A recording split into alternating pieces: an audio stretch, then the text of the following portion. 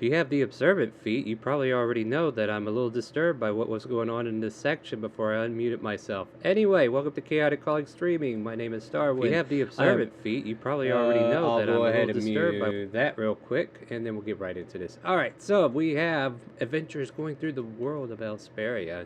Tonight we have Faust. Nope, that's Christopher. I do believe that god almost dead named me. Almost. We have Kronk. Good evening. We have Arthur. Hello, everybody. We have Jack. Howdy, everyone. And then there's good old Vol. Salutations, everyone. Still holding the bottle of alcohol. So, intense fighting took place as Lillian and her cultists started the assault with your party, divided in two different locations. Why is my music not working? Hold on a second. There we go. Ah, back to it. Fighting took place for a while as spells were slung, assassins' poisons were applied, and extracts of blood blooms were developed to be used as weapons. Surviving the onslaught, they find out that Lillian they killed was a simulacrum. Ice shatters as she was spread across the floor. Pyra and Leon are beside themselves as they were unable to find the necklace that they were said to be here somewhere. Apparently it must still be on Lillian, and Leon assumes she's not on this plane at this moment. Pyra explains that the necklace has a feat that sends someone to the plains of hell, a gift her mother once used to spend time with her father. At any rate, the party, exasperated and done liberating the mansion, find a way to cut loose as they retire to the tavern, and thus began the most intense subject of interest that took place ever. The drinking contest of a century. Vol manages to drink Jack under the table, barely, and then she herself falls right behind him. Kronk delivers them to a room together, and that's about all I have for my notes. Do you guys remember anything else of importance? I mean, no, that was just the big event. Yeah, I know, it was. I was on the edge. I was like, oh god, is that con save going to go through? Whew. Now, I will add one more thing, though. Mm-hmm. I will say that Christopher had a nice, sweet moment with his mom. Talking about the issue of chill touch that he handed her? Probably. No, that Now we happened talk the about- session before. Last session, Josephine was knitting a nice scarf. Oh, was she? Dear Lord, see, it's been a while. Yeah, so we've been gone for a week, at least. 2 weeks, in this case. Had our Christmas vacation. Hope everybody had a good holiday. And yeah, where shall we begin? Was there any other nighttime shenanigans we needed to cover? Or did we already do that? Do you guys want to start with the next morning? Yeah, I think everyone just went to bed. Here, let's throw these two in a room, right? And then everybody else can pick where they took their sleep.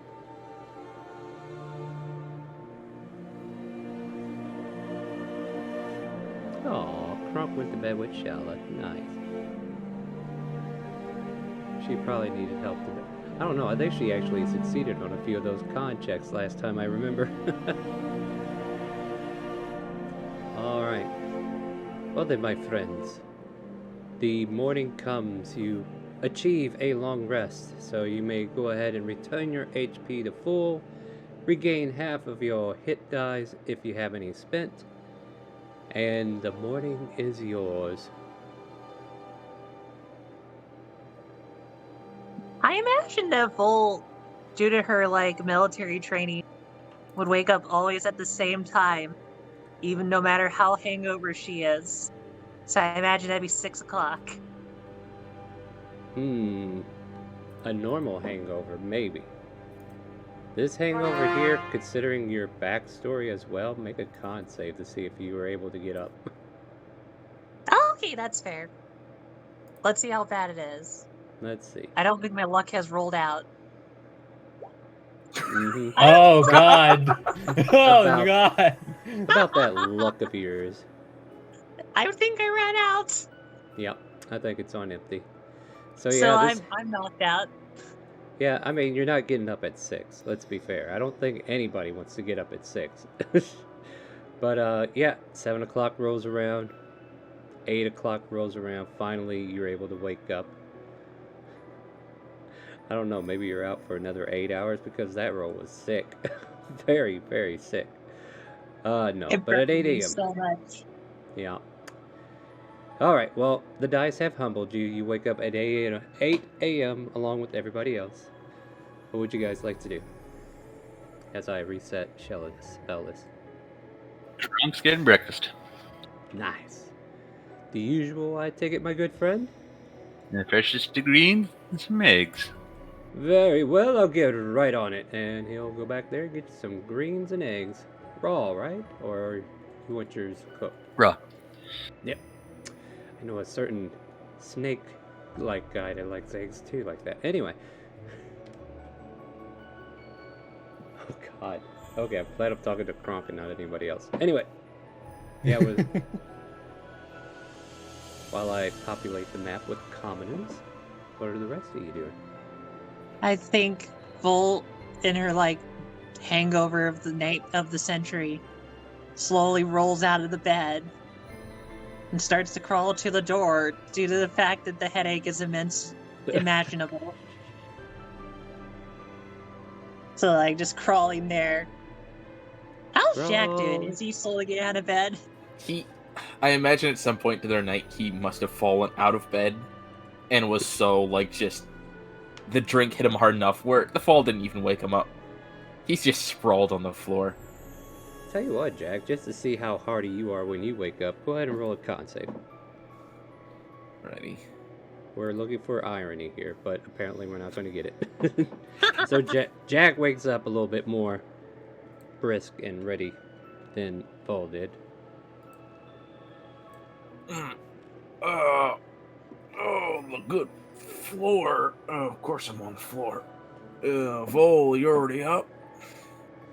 I tried to wake up. I'm still not feeling super great. I hope you enjoyed the floor though. Oh, reminds me of home.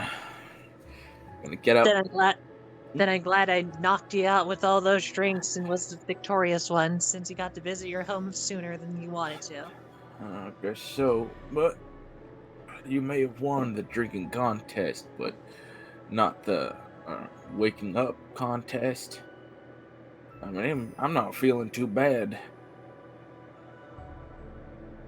In my defense, I don't usually drink this much. Maybe because I like you. Who knows? Now excuse me while I, try to recover my brain from the floor. You find Waddles a out mind of the room. flayer waiting for you. No. Oh god. Yeah, Shallow will make her way. Oh, go ahead, Arthur. Arthur's just gonna get his breakfast and continue on about his day. Yeah.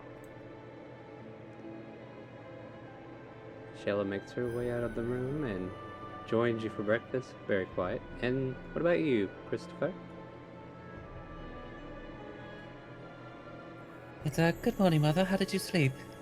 She's already like folding clothes and putting things away in a pack and everything, and she just nods at you. Oh, I see you've already been up. Smile softly. Bed's already... Like, it's not even her place to make the bed, but she already made her bed and everything, and she just nods gently. Sort of briefly has an uncomfortable flashback. Yeah. It's like, How about that? It's almost like this is what she's been doing for a while, huh? Well, if you haven't already, you're more than free to join us. Yeah. She seems to motion towards you and points to the door and nods. Very well then. And just sort of Is the takes door lead any out good into to the you, by common way? area. Actually, I think before he went to sleep, they gave him the night off. So, like, I guess currently he's ported. All right. so I'll put him out there so we don't reference him. Right, and yeah, with that, Josephine and Christopher joins the rest of the party, or thereabouts. She'll go over here and have a seat. And yeah, go ahead. Good morning, Paul. Jack, Ow. Why are you saying things so loud? I was actually speaking quite softly. Pardon my, irritability. But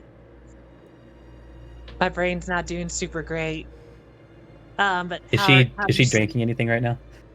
Yeah, what did you get? Are you eating? Are you drinking? Right now, her head's like laying on the table. No, I was okay actually for you? about to ask Christopher to go grab her water.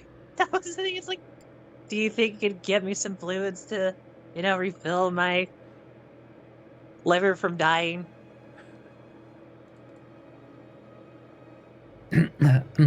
Oh, miss, excuse me.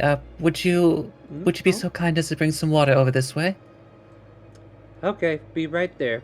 And yeah, she'll grab a pitcher, bring a few cups over. Not sure if everybody wants water, but I'm pretty sure it's welcome. As she sets the pitcher down, hands everybody a glass, and there's water on the table ready for you to pour and drink. You're an angel. Well, Jack you're is not the first one to tell me that. Christopher actually before she takes a drink, he kind of puts his hand over it and starts making the water bubble. It's like this isn't the first time. This should help. So seltzering it up. I'll take your word for it since you haven't led me wrong yet. Power chugs it. Well, not really power chug. You can think of it as like you want to feel better, so you just drink it as quickly as you can. So down it goes, down the hatch. Lucius was quite the drinker. Honestly, I haven't drank this much since I was in the army. Which I think was about... Looks at imaginary watch that's not probably invented by this time period. 2 years ago. Pocket watches.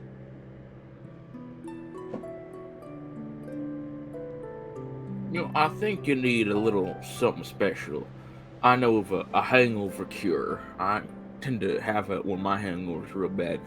Let me go get this stuff for you. I'll be right back. And he's gonna go over to the counter, kind of whisper the bartender over and ask for a number of ingredients. He's gonna ask for a empty glass. Well, actually, no, he'll not the glass because he has his own.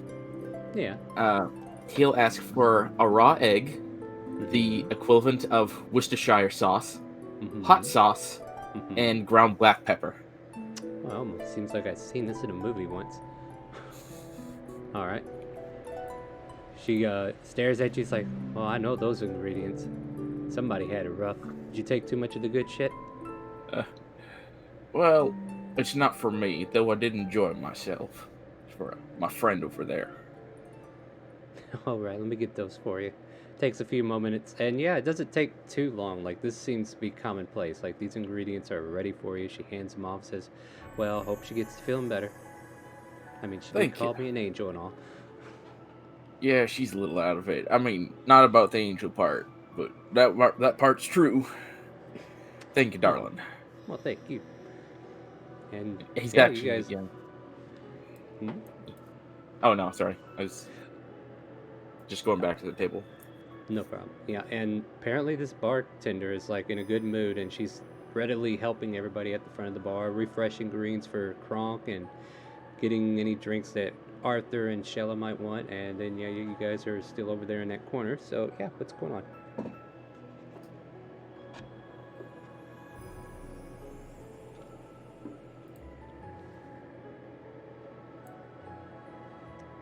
You can go ahead and take over, Jack. Okay, alright. Yeah, Jack will end up putting in the glass the raw egg, break it apart, raw egg, the bit of the sauce, the hot sauce, and ground pepper. Kind of swirl it around so it mixes, and then hands it to Vol. Now, this is what's called a prairie oyster. You're gonna want to down that real quick. Looks at it. Goes like, I feel like I have seen this. Then again, screw it. Just shoots down. Make a Constitution save with advantage. Christopher just covers his eyes. Hold on. 1-1. Double 1. Let's do it. It's only sad.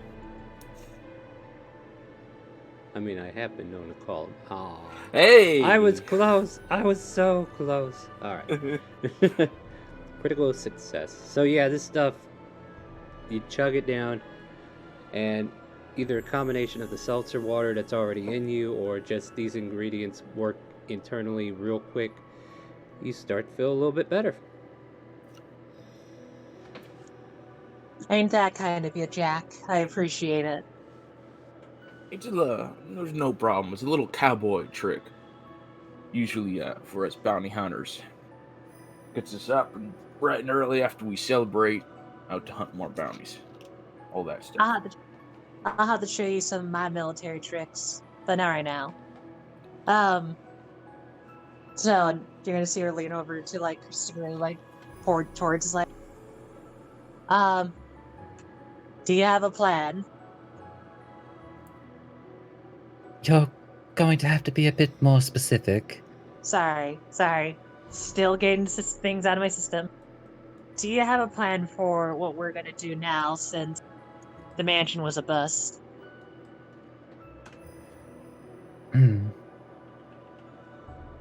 Well, I suppose things are both in our favor and our disfavor. On the one hand, most certainly, Lillian is in a place that we cannot reach her. And that all but more means that once she returns, she might be active once more. But on the other hand, whatever she's doing in the Hells, it is no simple task, or else she would have returned by this point. And we also have the advantage of, well, Leon and Pyra working in our stead to help us understand the situation more. So, I suppose until all of that is said and done, we are sort of free to act as we wish, as I do not believe we are in present danger. I believe really my only concern is what to do with my mother.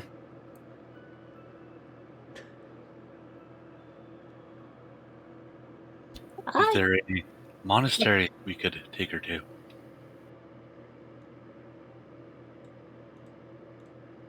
I was waiting for it. I wonder if maybe... Sorry, go ahead.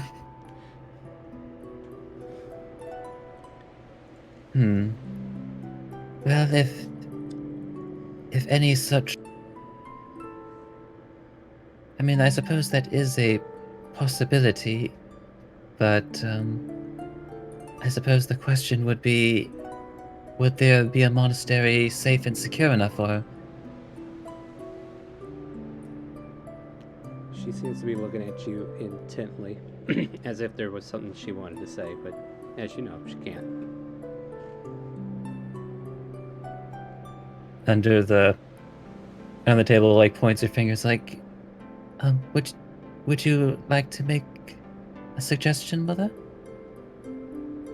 Staying here is not a good idea, like the city itself. Calvona's not safe, and I don't think Gaivona itself is safe. I should definitely find refuge in another state or another country.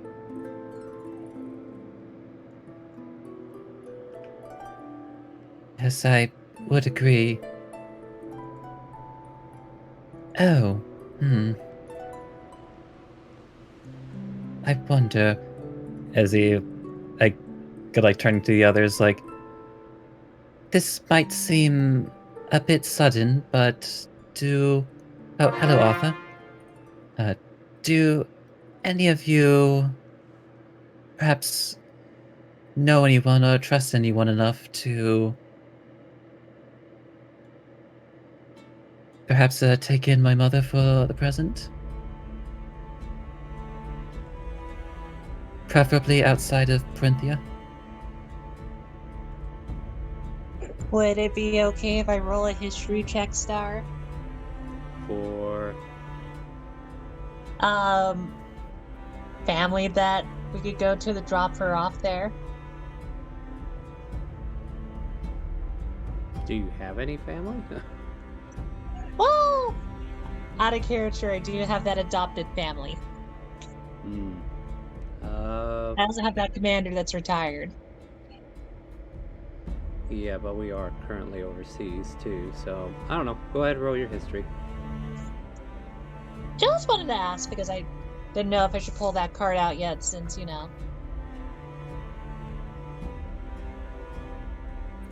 Like the military kind of like relocated a few things, and you haven't, like, you can't verify like your mother, father, like where they're at in their life and what they're up to at this moment. So that's probably not a sound solution for you.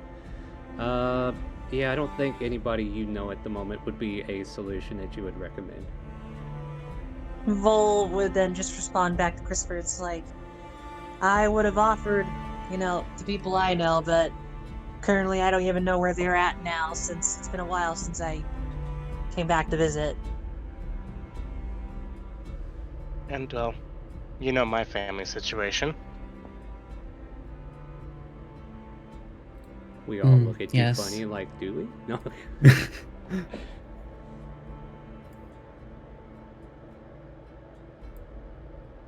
I suppose maybe it would have been silly to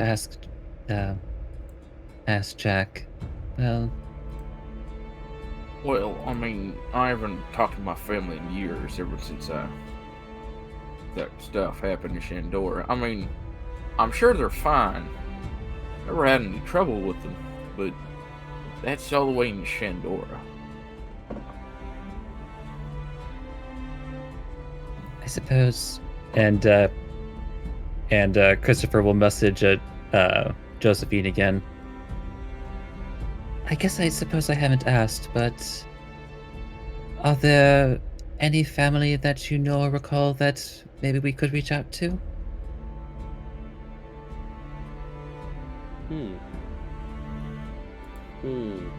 That's a good question. Let me see if we'll roll a d20 and just see how her memory is. I mean, she has been kind of put away. Oh God. Okay.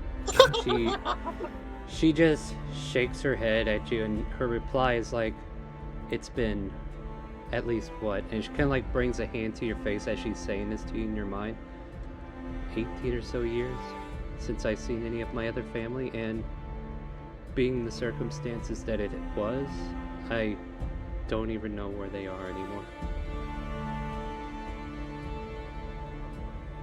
I don't know if they're alive or dead, and then I guess that's about all the words she gets out.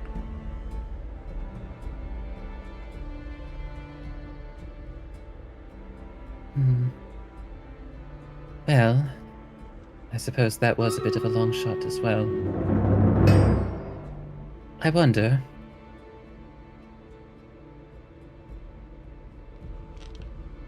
I do wonder if maybe they would be hospitable enough, now that I think about it. What you got in mind, boy? Or, not boy, sorry, I'm getting into the God of War 4 feel for some reason. Christopher. Well, what you doing? Whoops. You can tell what game I've been playing recently.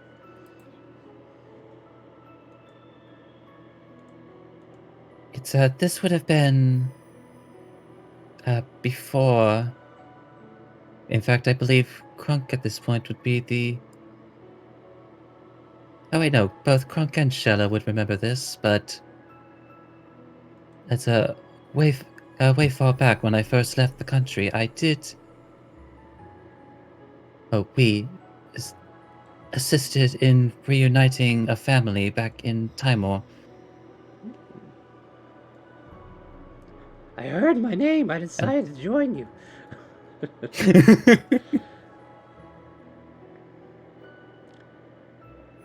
It's a Kronk. I do believe you remember Randall. Yes, he was a nice young man. He got along well with Amara. Flashback to when Amara and him were always fighting.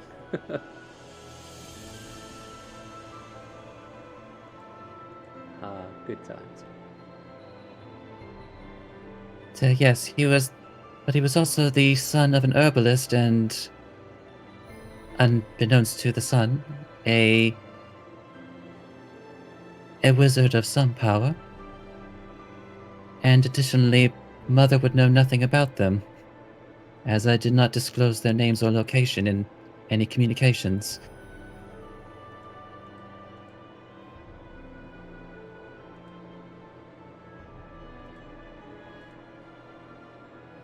It was just an idea, since they're really the only others that I could think of that perhaps would be hospitable enough to take her in for a brief time. Above table, I think that's a great idea, but you know, you guys do you. That wouldn't be the worst idea. Worst case scenario, we're back in Timor. I have a contact there. I might be able to read something out. Which side of time we're out of character, just so I know. It was Timor proper, I think. Like western. Timor City. Yeah, the actual keep. So it's west coast. Okay, no, just checking due to background reasons. No problem. It was only just, sometime south of Dragonspine, in fact. The town full of Dragonborn, right? Well, that is what it's best known for, yes? That is kind of And, close to border. and absolutely nothing else. Well, I doubt there's anything else. They're known for their wine. That's the only thing that they're known for.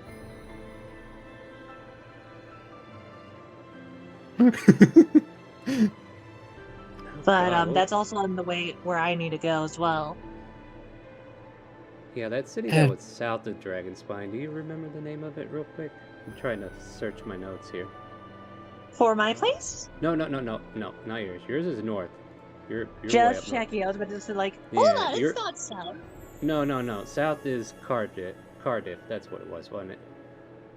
Okay. Oh yeah, that's right. Yeah, we made, yeah, like we actually like made and named that town too. So it was like we built this city. We built this city on rock and no wait.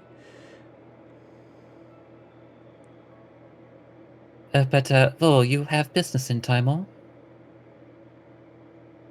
Well, it's the reason why I met Ninny.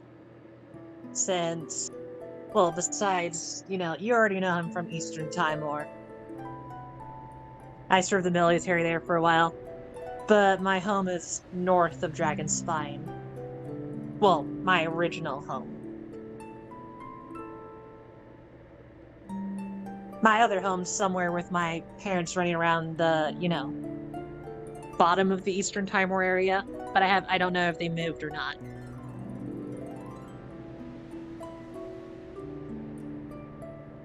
Oh, well, just as well. It's, if this trip might have some merit for you as well, then... Hopefully. That's... I really do hope so, since you already know that Ninny did not exactly give me the best news. Yes, your fate was certainly a devastating one. In my case, it's just a repeat, but at least now we have a plan of where we might need to go then, right? Oh yes, if everyone is agreeable to it, I understand that would be, well, once again asking for you all to do something for my benefit. I will help anyone that requires my help. I mean, it's not the worst thing in the world. Worst. I have business I can attend to there as well if he's got any more information for me. And assuming he's not dead. Or other things. And I suppose, Jack, as far as I know, there are some unsettled bounties in Timor. Well, I suppose. I mean, I don't even know if they have bounties on their heads. But it's worth checking out. Besides, I need to get out of this country. I do believe we've all been in this country a bit too long. Yeah, I'm willing to give up my hunt on that genome creature for now. Because my rush to get at him led me to several near-death experiences. One I almost died in due to a bunch of boulders and making enemies of witches and stuff. So I think rushing to get him would just lead to more trouble. I'm willing to just let that go for now. God, you guys have a lot of enemies, don't you? Only 4 left. Exactly how powerful is this person anyway? I don't know. He managed to get me, Odie, and Drevenor into some like weird mill thing he made. And yeah, it wasn't great. I've never actually seen him. I just know his name and what he sounds like, and I know he's a snake. Dirty snake in the grass. So, well, who should know? Perhaps they've made their escape to Timor. I mean, maybe. I will say if we do head to Timor, maybe I can ask some friends there to see if there's any people that goes around that rumor. Since, military is wide, far and wide. All right. Well, if we get there, I'll give you some more details about it.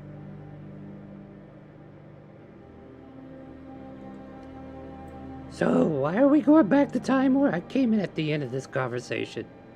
God, Sheila, Christ. Hi!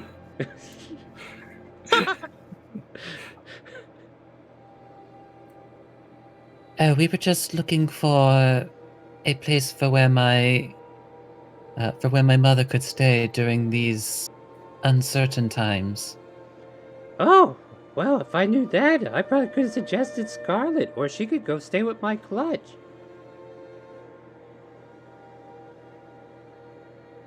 Christopher kind of shares a look with Josephine. She kind of like, what's she talking about? Look, like, gives you the look back, like, I don't know the context here, kind of look. It's yeah. I appreciate the suggestion, but I'm not sure if my mother would be quite comfortable with your clutch, and frankly, I'm not sure by this point what Scarlet's alliances are. Oh, yeah, that's true. Scarlet's all over the place. Plus, I don't know, I guess your mom's not quite a cave dweller, is she? She shakes her head no.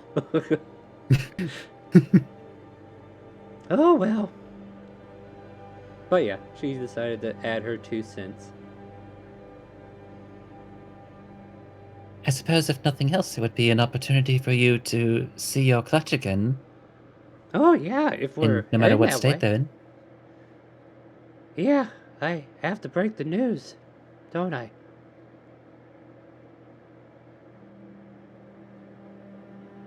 She kind of like looks down at her. I suppose that's also true. But did you not also hold out on your, what was it, initiation as High Priestess? Oh, yeah, I guess I did, didn't I? I have to go back and get that started. But they were really excited about a wedding and everything, but it is what it is.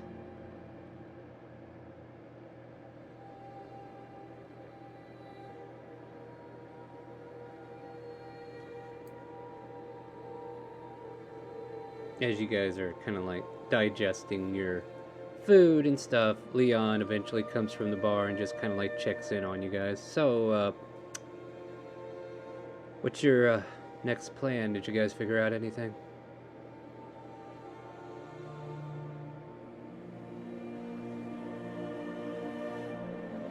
Time more, I guess. Timor. Oh, Timor, huh? That's great. That's excellent. Cause me and Pyre were just talking about going back to Timor as well. Dragonspine to be exact. Isn't that a queen there? Blah, I can't say things. Kawika who? Coincidence. Yeah. She's still hungover. Just don't ignore it. Yeah, I guess I missed that exchange. At any rate, yeah, no, that's where her mother's originally from, and we might go back to the estate and check to see if there's any other clues we can come up with to locate our prey, if it were.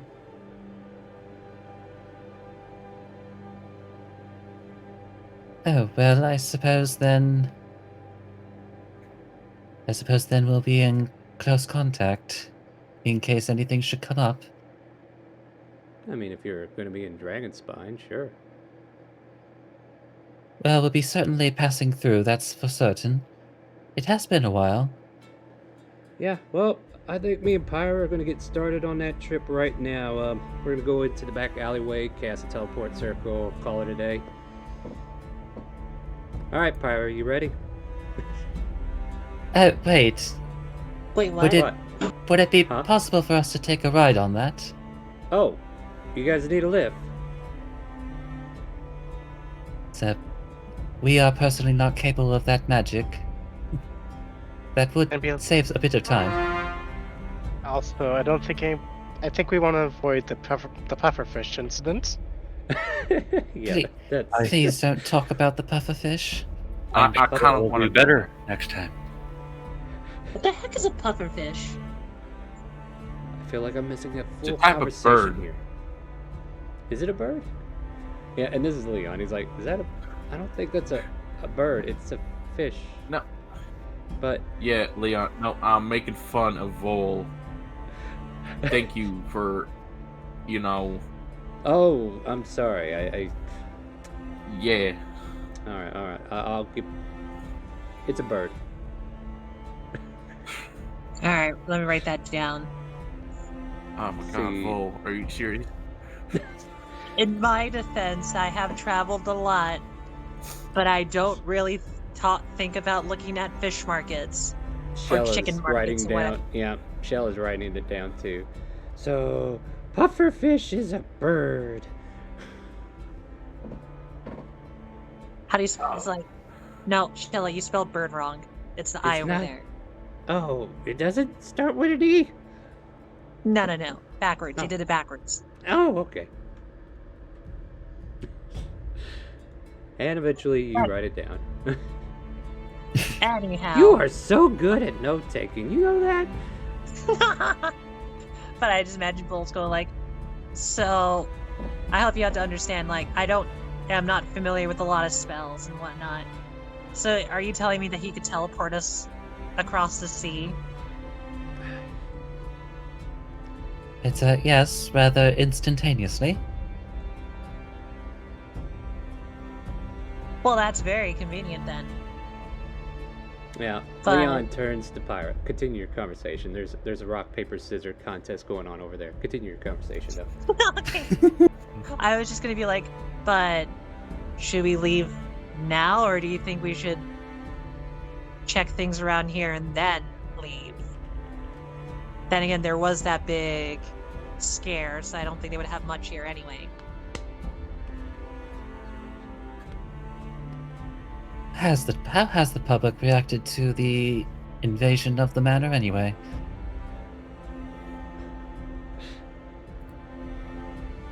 Good question. Players always asking the right questions. Yeah, I'm just waiting for you to go somewhere to find out the answer.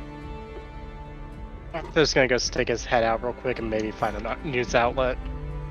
News outlet? Yeah, your local news is over there reporting. No. So you remember there was like that big old volcano storm too, right? The streets Yep. aren't as active as they were the day before. There seems to have been a order for everybody to stay indoors, almost like today, or in today's instance. But most of the volcanic ash that was raining down has mysteriously cleared up. The public had mixed emotions about reattaching themselves towards that manor. I mean, a lot of them were like, regardless, we don't know where any of the traps are, and definitely after seeing the traps go off, a lot of them have been scared to go there. But there might have been a brave couple of mercs who went in there and did some stuff.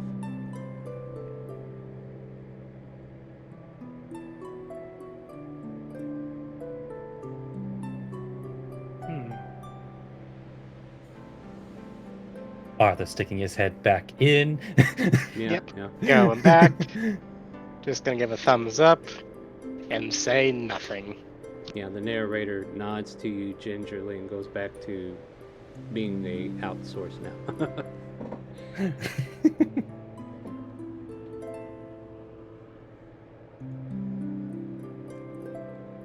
But yeah, so rock, paper, scissors. Eventually, Leon wins, and he goes, "Ha! Your spell slot, not mine." She growls, like, "Fine." What's a Well, spell our- slot? Yeah, what is that? Is that a wizard thing, or is that it's like, or am I wrong? I'm sure there's a way that they said it that indicates out of character that it's a spell slot. Your higher That's just ability my of favorite casting the response mana- too. Yeah, so it's like your mana pool, not mine. So yeah, Pyra's kind of like huffing as she's pulling out special chalks and says, "Well, are you all ready or what?" "I was born ready." "What are we doing There's again?" definitely some truth to that. Just stay close, Shella, and let them work their magic, as it were. And with that, Leon will head outside along with Pyra. Pyra will find a safe location to start drawing a intricate design. I don't know if any of you in the future will have the ability to cast Teleport Circle, but if you were able to, you could study the runes that she's currently laying out, and it would give you the ability to actually learn Dragon Spine's runes for teleportation. Actually, I will double check to see if it's on the Warlock spell list. Oh, thank you. I But am not- I felt like I'm I not just able wanted to to say ever it just in cast case. that. Yeah. Ah, it is on the Warlock spell list. Is it? Well, yeah, I think that they changed it, didn't they? Hold on, Shella can learn the runes as well. Oh, yeah, I'm checking that. Is Sorcerer on there as well? I think they are, yeah. No, wait, it might not be. Yes. Sorcerers can learn it. Nice. Well, there you go. Shell can learn it. So, Shell is like taking notes. Oh, I see. Oh god, so Shell is going to be more useful if she ever gets that high, huh? All you ever used before is a teleport whore. Ah. Alright, after about 10 minutes, I believe, she raises her finger up. It's like, alright, last line, and as soon as it activates, we got 6 seconds to get through, or you're stuck here. As I said, everyone, please stay close and act quickly. Oh, alright. Alright. So with that, Pyra finishes the last mark and then taps the lines, and it just starts to glow. And then there's this portal that beams up, and at this point, she walks through, Leon walks through, and everybody else in sequence, unless somebody wants to say they don't, and then we just leave you here. And then Drunk. they roll a new character sheet because it's gonna be a while. Drunk is not dilly-dallying. All right, good. Now I gotta pick out a location where you guys pop out at, and let me check to see. Okay, StreamRaiders is still up. Don't forget to place your troops. You guys have been awesome there. And let's see here. Where do I want this to pop out at? There's a lore college we could pop out at. Is there a magic shop that we created? Let me see. Wait, that's Cardrift. Let me go to Dragonspine. Wrong one. Dragonspine would be in the main notes.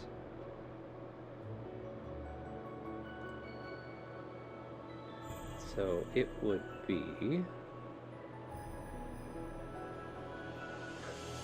Tips and Taps. No, that ain't right. Either Peyote Ugly, or it was, what was the name of that? The Piercing Eye. Yeah, I think that'll work.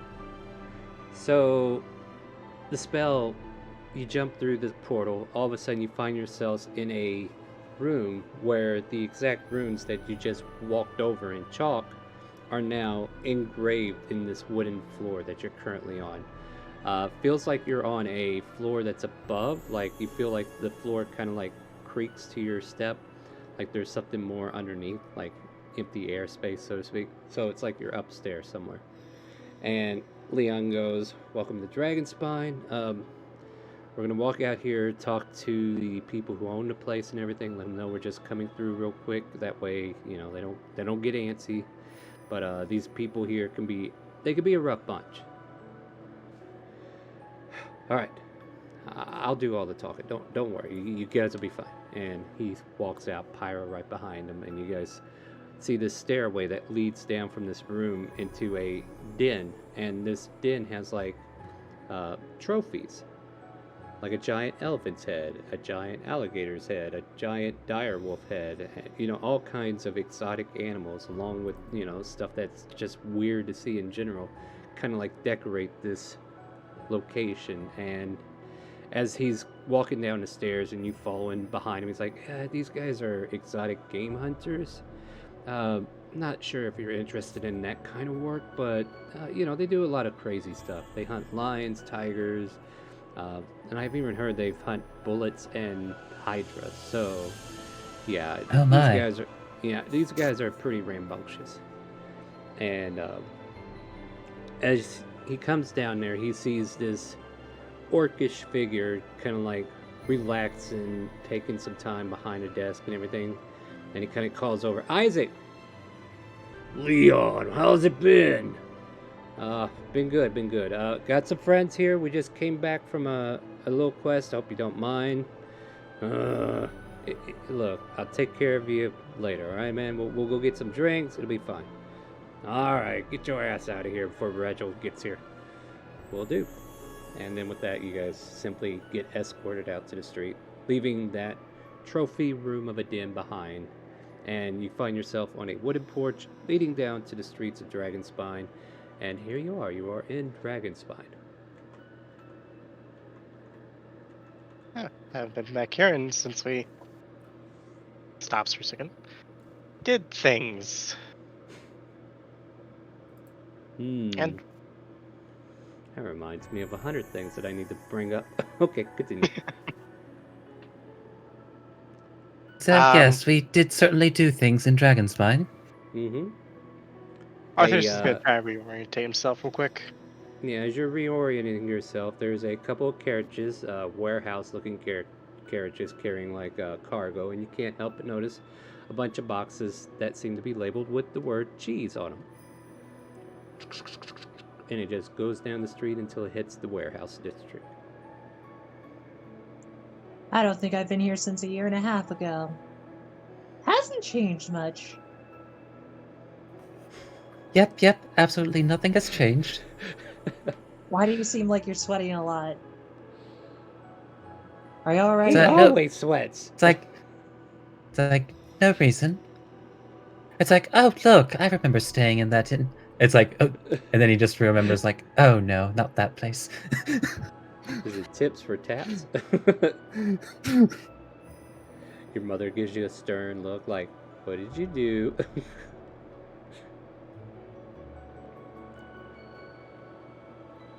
Oh yeah, weren't you nearly murdered in that place? Or was it the other place? Probably the other Let's maybe not have open discussions about places I have nearly been killed in. place. Not in front of my mother. Yeah, she's definitely got a So- panic look on her face right now. Like, what? So what you're telling me is that I'm actually going to be very busy then. She knows that you've never fully died, though. Yeah, it sounds like you got a constitution problem there, Leon says as he pats you on the back and walks past you guys. Alright, well, me and Hey, Pyre are I'll gonna have you head- know that I am far more constituted than I was before. Several levels, in fact. Is that what she said?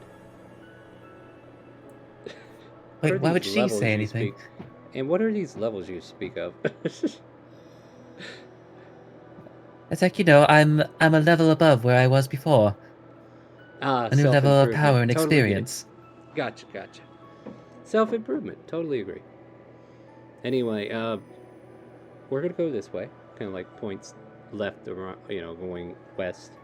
Her mother's manor is, and you recognize the direction as far as like being close to the red district. And her manor is like right around over in that direction. So I don't know if you guys want to get in contact anytime soon, but if you're capable of sending, I can't remember if we had this conversation, did we? I think Shell is. What? Kind of like fingering her ear out, getting rid of some earwax. Oh, traveling so far so fast is definitely bad on the hearing. I think my ears popped. How long do you expect to be searching about the manor? I don't really know. Like, I guess you want to stay a couple days, right? And kind of like, yeah, a couple days at the least. I don't think anybody back at Shandor is going to need us anytime soon. Well, it's if you'd like to stay in contact with us without sending, I could always give you a traveling companion. They Good. both look at you. Give them one of the Rocky Talkies, too. Oh, Yeah, you do have options. It's me out of character. I mean, yeah, and Shell's like, I don't have sending. What are you talking about? Either way works, I suppose. It's about here then. It's as he kind of like takes his out and hands it to Leon. Just you can borrow this for now. Oh, If you should have need to contact everyone else, then you should be able to use that. All right. Well, then, yeah, I'll take you up on that. And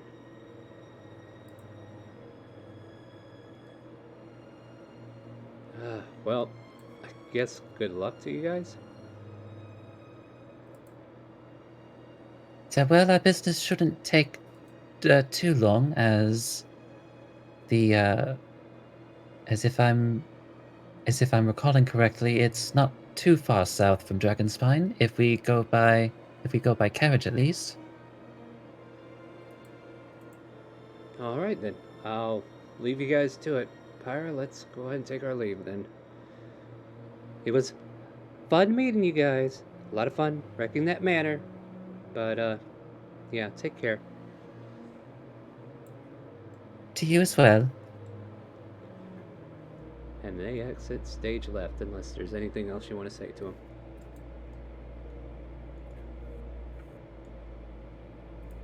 Well, now, should we start heading there now, or do you think it, you know,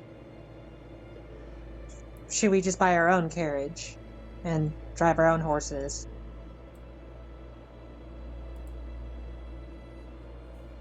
I'm sure we could afford it. I do not rent horses anymore.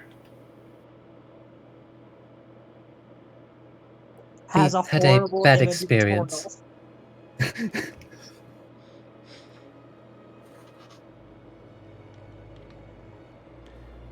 Why do you not rent horses anymore? Because the last time they cost me a lot of money. Oh, that makes sense.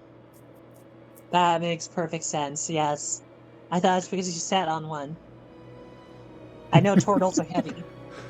Oh, No, I think my mule did not make it either. I believe his statue is around here somewhere.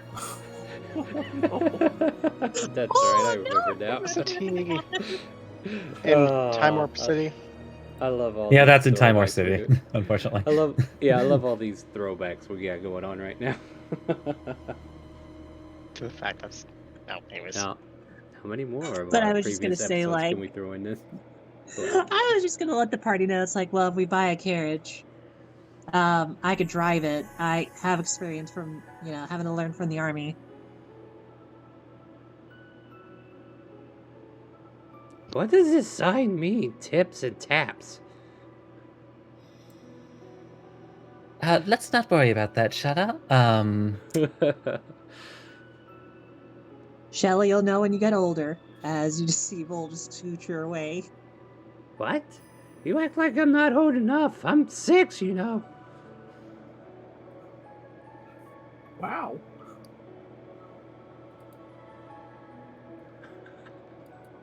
Speaking of 6, I do believe that the carriage service is 600 meters that way. As you all make your way to the carriage house, right? All right, I'm with you. Yeah, let's see here. Do we have... Quick, while you're figuring that out, is there any magic shops I see along the way? There is the Peyote Ugly Alchemy Shop. Everybody's favorite place to check in. But that's for like potions and brews. Dragon Spine is more of a martial city. I don't know if they're like heavy in the magic. Like, you realize like in Tynak it's heavier because there's actually a guild that promotes magic, but I don't think there is anything. You know what? Make an investigation. Maybe we'll put something in here if it's not already here. Sure. I mean, something to pawn off this armor on, so I mean, and yeah, swap it out. If you're looking to pawn armor or whatever, you could probably just go to an Oh! armor. We should But, definitely do that. I forgot you have that legendary armor. Yeah, that +3 that I want to swap for leather. Oh yeah. Well, you'd probably be better off just going to a weapon and armor shop either way. Yeah, I mean that's what I was kind of hinting at. All right, yeah. All right. Well, go ahead Well, and make an swap would investigation. be an operative term because like it's very difficult for any armor to equate to Hmm. to +3. Yeah, let's get the investigation regardless, and this will kind of like help me make some decisions as well. Good investigation you got there, buddy. I'll leave it. You'll leave it? I'll leave We it. don't- Unless we somebody don't- else we don't- wants to. Yeah, all right, we'll leave it. I can give it a shot if you want me to. I've been to Dragon No, Spine. He's the one that had to make the check, though. I'm aware. Yeah, I but wanted yeah, to be nice. I know. He somehow found himself in the back alley of Tips and Taps.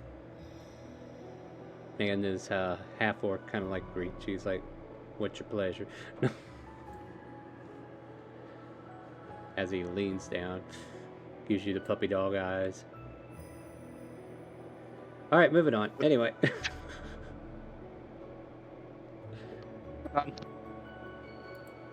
Now, if you do want to visit the... you got two choices. You can go Iron Scale Armory, which specializes in armor. However, even the weapon shop, the Golden Armada, might be able to do something for you too. Just kind of like depends who you want to deal with. Armor. All right. There's a full-blooded orc in here who is running this armory. You can see, like, he's got a few apprentices in the back. Another orc figure, a human, and there's a goblin who's wandering around as well. And he kind of like greets you. What you needing? Looking to swap this, as he holds up the chainmail armor, with something a little bit more of my style and carrying capacity. So you're looking to get rid of this piece, are you? Yes, in roughly equal exchange for something else. Equal exchange. Okay, let me... What kind of armor are you looking for? And I'm just gonna see if he's got stuff for you. Well, +3 chainmail, so let's see if I can maybe get him get +3 style leather. Ooh, I tried twice for you, buddy.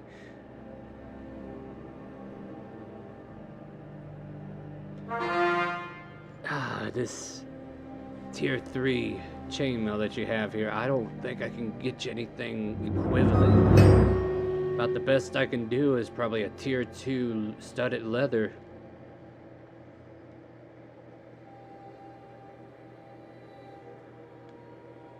Actually, at that point, that's an improvement no matter what. So, about how much does this run? It is a legendary item. Yes, but he has limited funds too, so let me see Oh what we no, got I'm here. aware. I'm aware. Yeah, he's looking at it. He's really interested. However, he's I don't know if I can pay you fully for it. Even with the trade, I feel like I'd still be owing you money. I'm assuming you want full value for this, for what you got.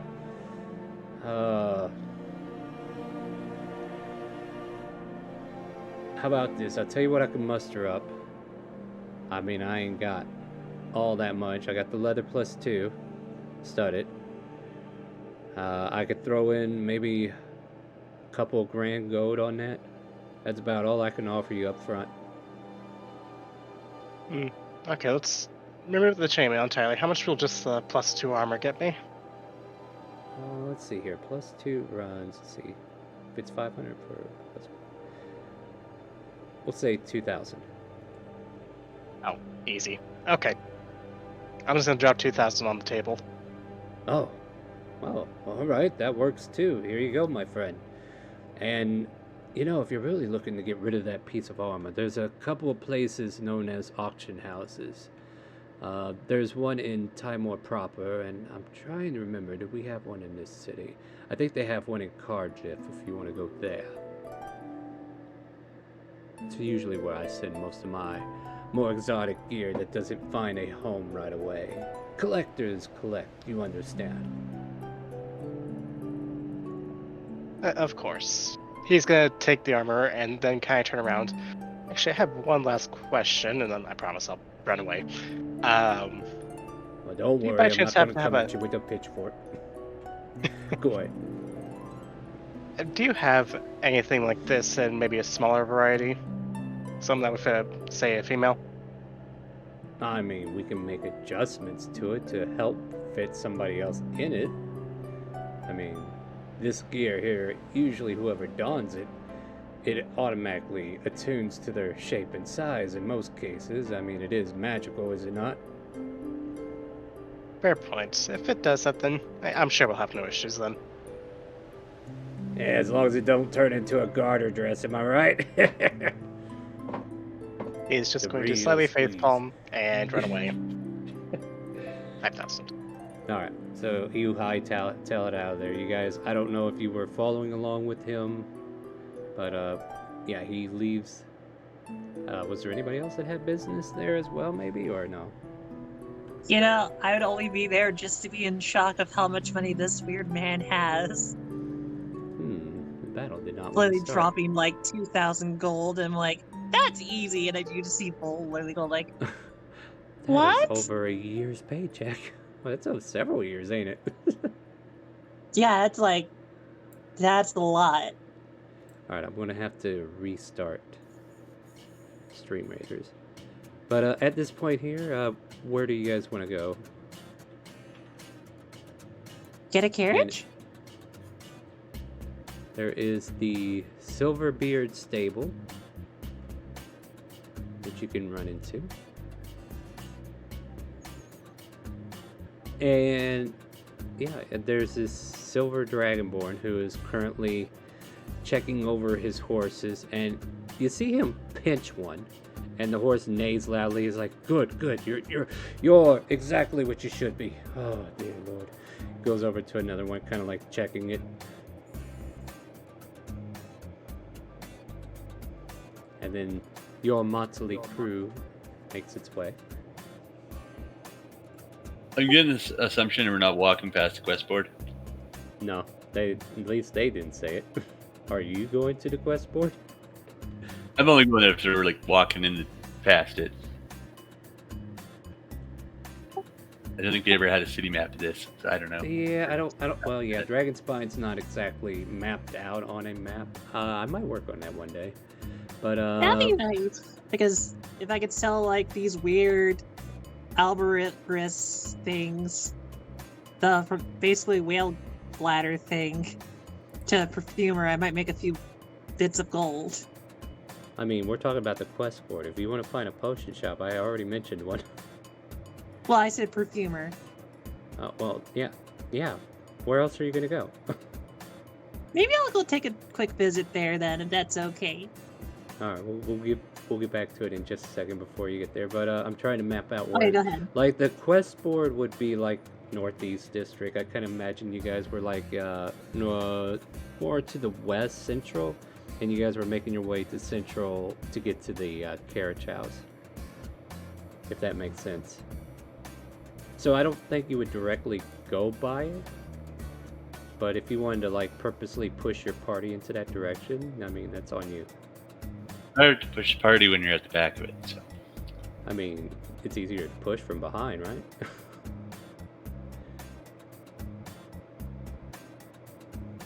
I think they Yeah. notice if I wandered off, or wouldn't notice for a while. Yeah, alright, so, okay, well, here's what happens. So, they stop at a shop known as Peyote Ugly Alchemy Shop, and at this point, you kind of, like, take an interest. Maybe you want to go in that direction to find the quest board that you're looking for. So, unless anybody's paying attention to Kronk, who's always been behind you, you can make... I want to pay attention, but I also want to shop. Yeah, I mean, I guess Kronk just wanders off, right? I say we turn around after a few seconds. Wait, where's Kronk? As you're You know- already inside this shop. Yeah. You know, for a turtle, he's very quiet on his feet. As you enter into Peyote Ugly, there's a black-scaled dragonborn. My name is Safara of the Wild Walk. How may I help you? And Bull steps up to the counter and goes like, well, I have a few things I wouldn't mind to sell. I'm kind of more curious if an alchemist or someone that works with potions or perfumes might want this. What do you have? Alright. Okay, sir, let me explain a little bit of what this is.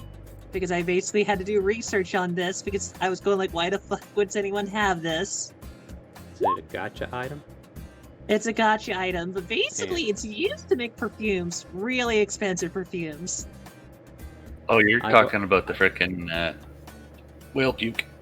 Okay. So, the way I kind of see it, I say every gotcha item is worth 50 gold.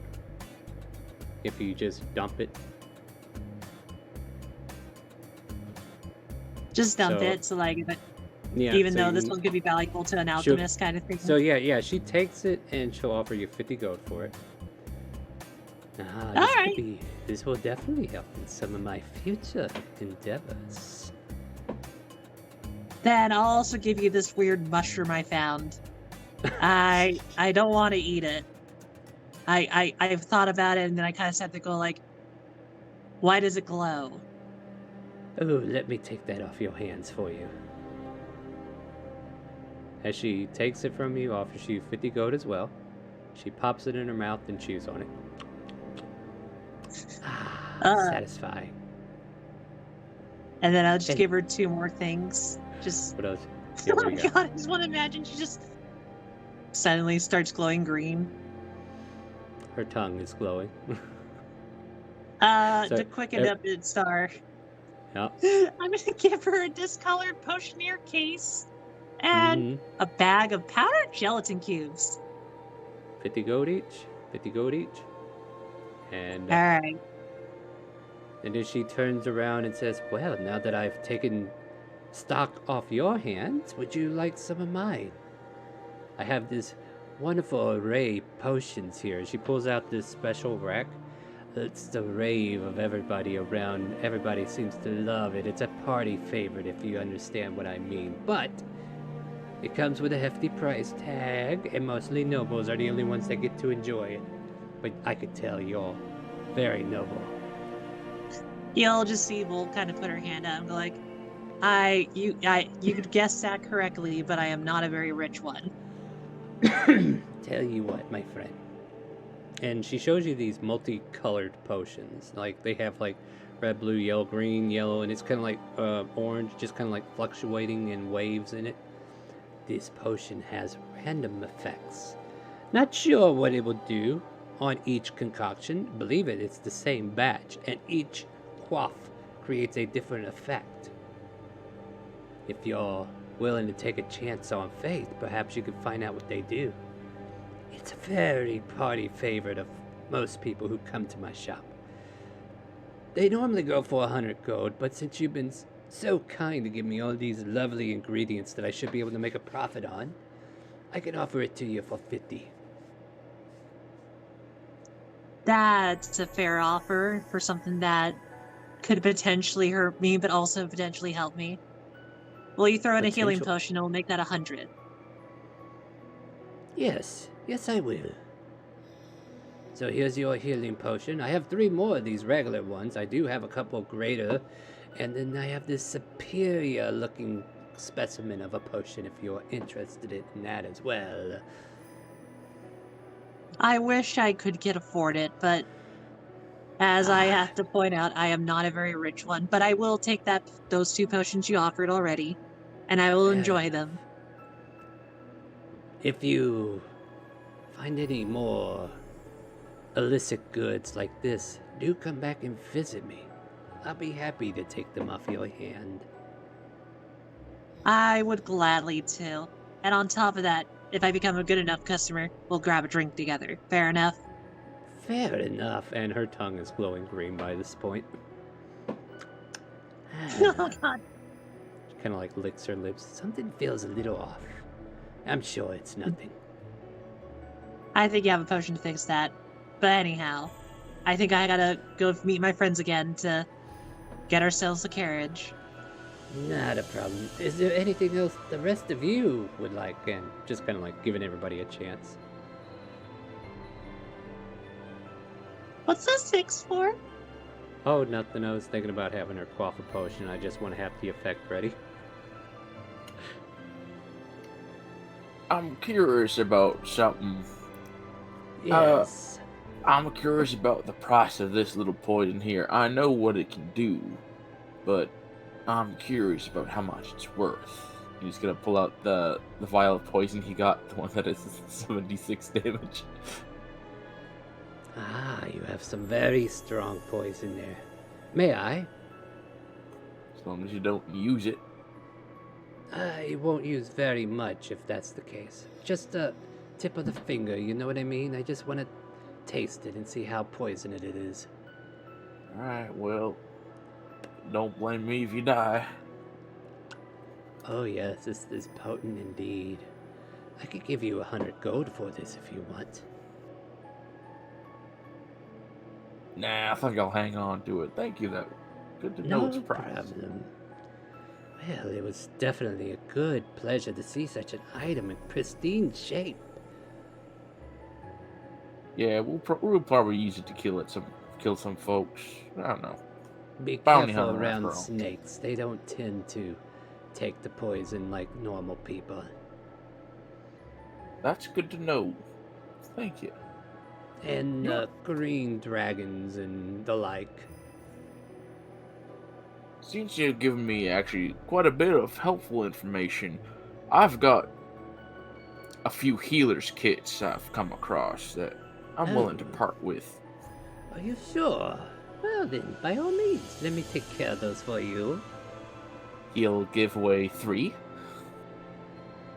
Let's see here. What are their values? Like, are you just giving them to her, or do you want money? Think they're worth. I mean, I'll let you know straight up, they're not worth that much. Yeah, Yeah, they're like what? Is it 5 gold, or am I thinking something else? Yeah, I think it is 5 gold, ain't it? It's 5 golds for 10 uses of a healer's kit. All right. So Yeah, right now you have 30 uses of a healer's kit between 3 healer's kits.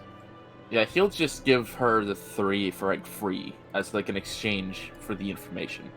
Oh, well, thank you kindly for this offer, my friend. Well then, is there anything else I can help you with? I could offer you a discount on this potion as well. The colorful one here, as you can see. I'll let it go for 50 gold for you if you'd like. What does it do again? Exactly. What does it do? Sure, I'll take it. Yep, so you can put down a peyote ugly potion.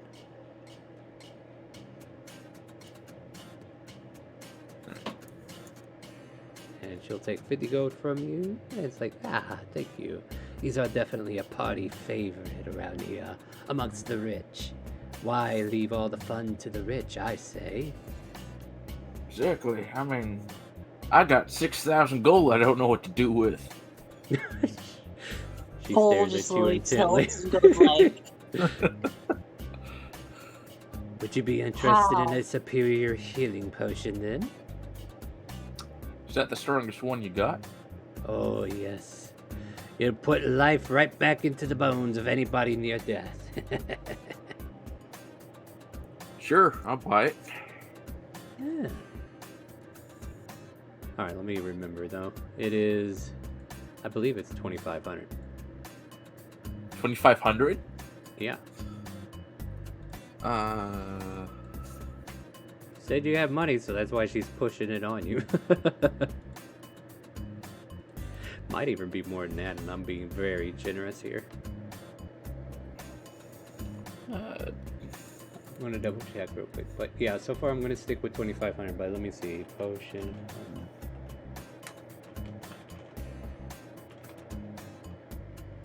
So, oh, that's a freaking lie. I don't know why they would say that.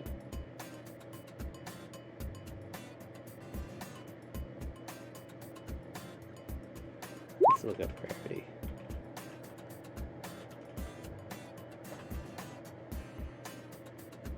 It is a rare, so that would put it in the 5,000. Yeah, 2,500 be definitely like giving you a deal on it. Alright, yeah. I'll give up 2,500 gold. Yeah, I'm here to lighten your load, buddy.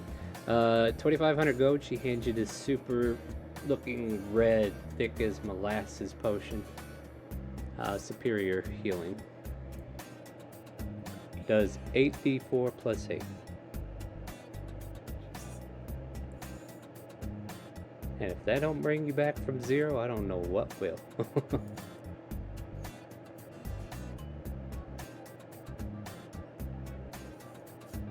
Alright, before I go see what Kronk is up to, do you have anything else you want to do here, or? I think we're done. Is there anything Christopher needed to do?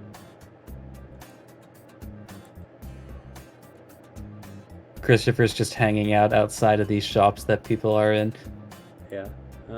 And Arthur, did you, or well, I guess either you're at the armor doing that real quick, or did you want to keep up with these guys? We've tried to keep up, but I was saying Kronk go off and said, okay, Yeah. I'm gonna go track him down real quick. And go to where I think the first place we'd be going to. Alright. With that being said then, Kronk, like there's not an exact quest board here, but there are authorities where you expect them to have like the bounties and stuff like that. Make me a general investigation, because you are looking in a different city that you really haven't found a quest board in yet. Well, that makes my job easier. I'll give it a minute. Are we doing anything to this roll, guys, or just are we walking this one? Are we walking this one? We're walking this one, it sounds like. Yeah, that's fine. All right, so Hey, Krunk has had a lot of success with low investigation rolls. that is true. I mean, he found the place where you weren't supposed to be until you actually went and found the location. Like he got reverse Uno information. But yeah, you're don't know what happened. Like maybe you were too far behind, and then you took a left turn in an alleyway, and you started making your way up north, and then you find like several nice houses, but there's no shops here. There's no real like big source of authority figures or a location where a guild would meet. You kind of like backtrack into the main street, and probably the closest thing you could find is a guard post. Like it's like, you know, like a little subdivision of where the police are, but it's not their main force. So you find like a little guard post with about 3 or 4 guards stationed there, and you're welcome to investigate it, but that's what you find. Are there any guards there? There are at least 3, and they're all Dragonborn. Hi, I was hoping to find the quest board along my travels. The silver Dragonborn that's there, he kind of like stands up and proudly walks over. Quest board? What kind of quest are you looking for, friend? I like to help people who are in need. Hey, you know what? We do that too, don't we? Yeah, we do. We definitely do. We help people in need. Are you looking to join the military, maybe? No, I just like to help people between fighting sorcerers and warlocks. Hey, that sounds like a Wednesday to me if I ever heard it. No, more like a Tuesday. Are you sure it's not Friday? Ah, Christopher guys. sneezes. Well, I mean, if you're looking for bounties and stuff, like, there's not actually like a guild hall for adventurers around here. But you could probably go to the Scales of Perseverance and see if they have any illicit help that they need help on. Or you can go sign up and join the military and help as many fools as you can find. That is all right. I'll let my friend know about the bounties. Absolutely. And here, let me point it out to you. You go, and he kind of like shows you a direction to go into. So, if nothing else, you are now oriented to know where to go at this point. I'll have Arthur go ahead and make an investigation to see if he can find you before you walk off from here. Although, Star, minor correction. Yes. I'm pretty sure you did put like a, at the very least, like a house representing the Adventurers Guild in Dragonspine. I don't see it in my notes. Yeah, because So- like, don't you remember well, there was that no, whole there- thing with like the Yanti skins? Like That we was didn't in have that quest Cardiff. beforehand. That was in Cardiff, I believe. No, because I don't think we knew about it until Well, we came to Dragonspine. Because that's yeah, also this the isn't- Cranium Rats quest. Huh, but this wasn't the 8 Pillars, though. The 8 Pillars is in Cardiff, if I recall. If it's anything, then it's probably, we'll go ahead and say it was the, like, the quest board technically is housed with the, damn it, what did I call these people? Scales of Perseverance. Like, that's the name of the militia here, the groups that kind of, like, deal with all the odd jobs. But, I kind of could have sworn that those quests originated from Cardiff, but I might be wrong. It's like, no, we left you're Cardrith for different reasons. Yeah, I guess it's just one of those things I forgot to add to my notes then. And it's been so long since we've been here. I'll keep that in mind, but I don't think... I'll figure it out later. I might actually go back and watch some of the episodes and see if I can't improve on that. But for now, like, yeah, you could definitely go to the Scales of Perseverance and get quest information, stuff like that. I mean, if that was the case, then Kronk should have known where to go, right? What? I thought there was one in Dragon's Spine too, and that's kind of why I asked if we were walking Yeah, kind of that's past it. because I've been going up and down on my locations in the city, and I don't see anything indicating an actual guild here. Or yeah,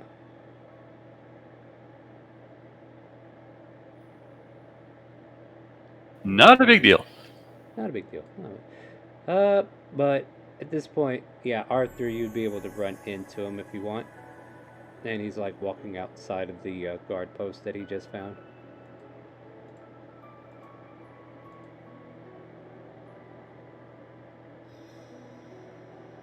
You're muted. Oh, there you are. Oh, hello, Arthur. Uh-oh, I found it. This is the 8 pillars. I do apologize. I found my notes.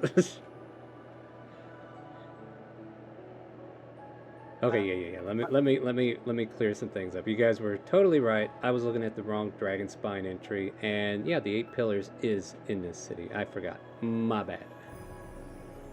So, as you're reorienting yourself, perhaps, Gronk, and they tell you how to get to the 8 pillars, like, it's been a while. And yeah, at this point, Arthur catches up with you. I'll clean it up later. It was. Go ahead. It has been a while since I've been here. I could not remember where the quest board was. It's over that way, I think. But why were you in a guard post? I was asking for directions, but they wanted me to go kill people for them. I remember my days in the military. Anyways, that's not important. Forward? Yes, let us go get it with the rest of the group.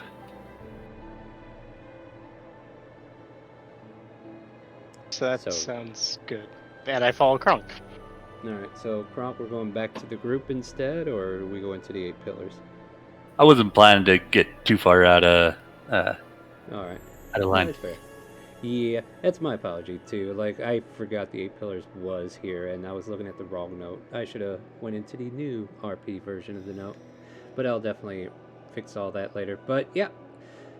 Okay, well, what we'll do next, as you guys are kind of like reorienting yourselves, making it towards the stable, we'll go ahead and take our break.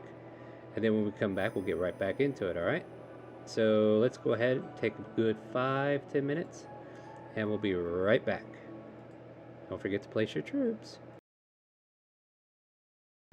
after I start the battle.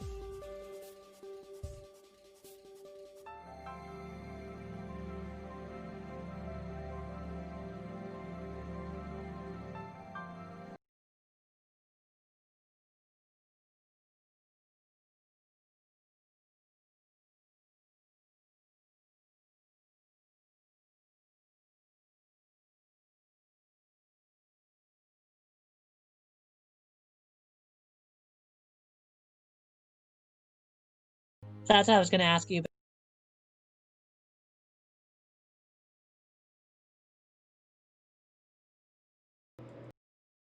Alright, we are coming back from our break. Welcome back, everybody. Let me go ahead and unmute everything. Everything should be working perfectly fine. Do warn me if there is any issues, volume-wise or otherwise. We will definitely try to get it all fixed up because we do want to put a good show on for you lovely people. Welcome back.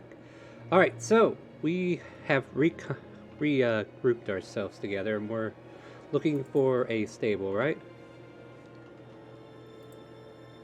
Yes.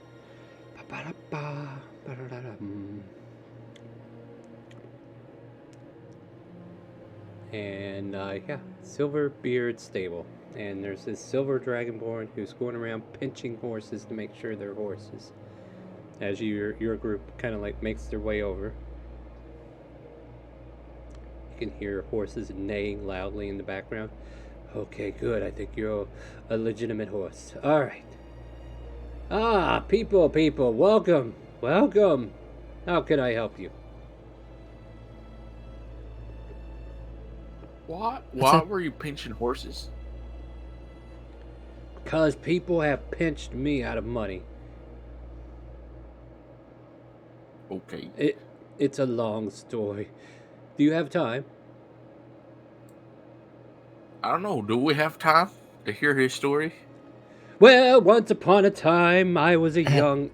Oh, sorry. I can give you the shorter version. There was, these figures, this person who came by and sold me a horse. I bought the horse under the impression that it was actually a horse. It looked like a horse, it talked like a horse, it walked like a horse. And then it vanished. I found out the next day it was a druid who fucking scammed me. He kind of like gets irate. So now I go through the trouble to pinch each and every one of these horses to make sure they are legit.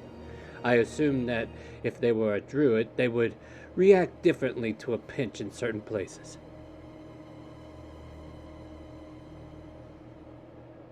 Maybe. But that's neither here nor there. How can I help you find people? Well, we kind of want a carriage. Ah, good. I have 3 available. What kind of carriage are you looking for? Are you looking for an open back, a comfortable seating carriage, or perhaps just your normal trade type carriage? Well, I mean, that's kind of up to all them. Some good suspension would be nice. As long as it functions, I am fine with whatever. I mean, you can get the one that is completely covered up with the carriage that has, made for traveling for people. You can travel comfortably. Or you can have the carriage that has just an open wagon space in the back and a front carriage part there for the driver to sit down in. All kinds of choices, I suppose. Either way, would you like enclosed space or outclosed? It's all up to you. Or perhaps one that is draped over for trade.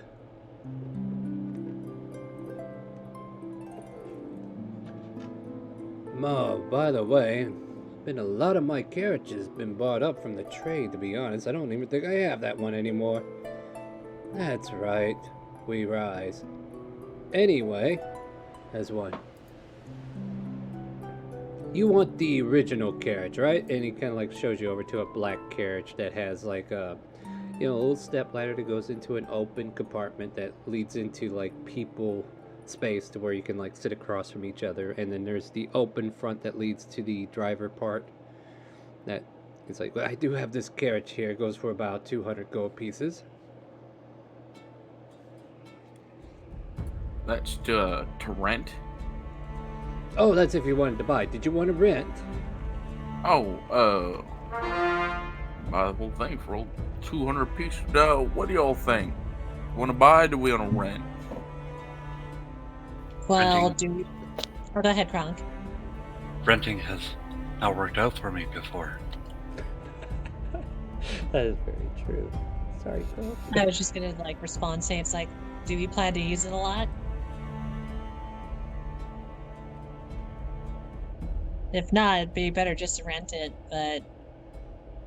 And just makes comments like, you guys got money to burn. I think we should make the consideration that if we are to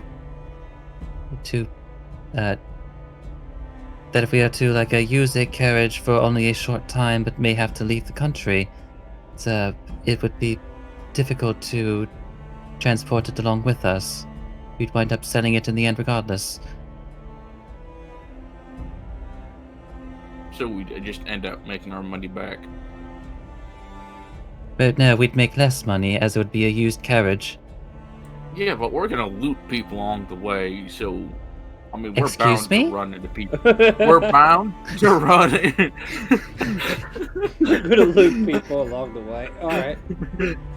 We're bound to run into bandits or creatures, which we're gonna loot once we kill them, and then we'll sell them off. And by the time we sell the carriage, we'll be making our money back from the carriage alone. Foal's gonna tilt over to Christopher and goes like, Is he this bloodthirsty all the time? It's been my impression so far. Your friend brings up an excellent point. If you were to purchase this carriage, you can always resell it back to me at a lesser price. But, if you get your use out of it, at least then you'll get your money's worth in the long run, perhaps.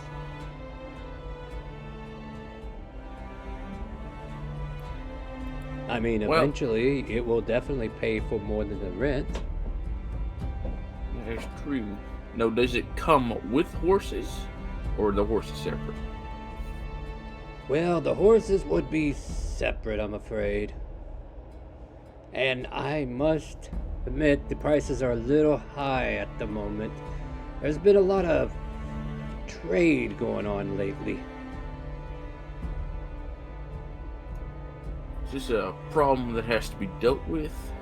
No, it's good. Business is booming. Matter of fact, my business is doing great. I just don't have enough horses, so if you happen to find some new horses that you can bring to the stable that are wild, I could definitely take those off your hands. But I will not have any more druids ruining my business. No, sir. No, sirree, Bob.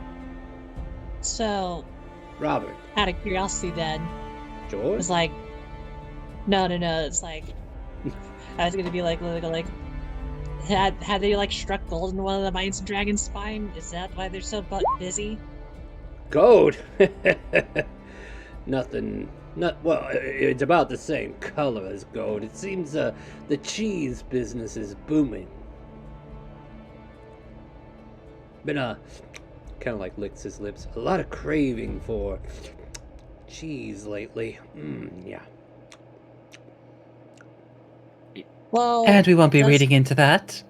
Anyway.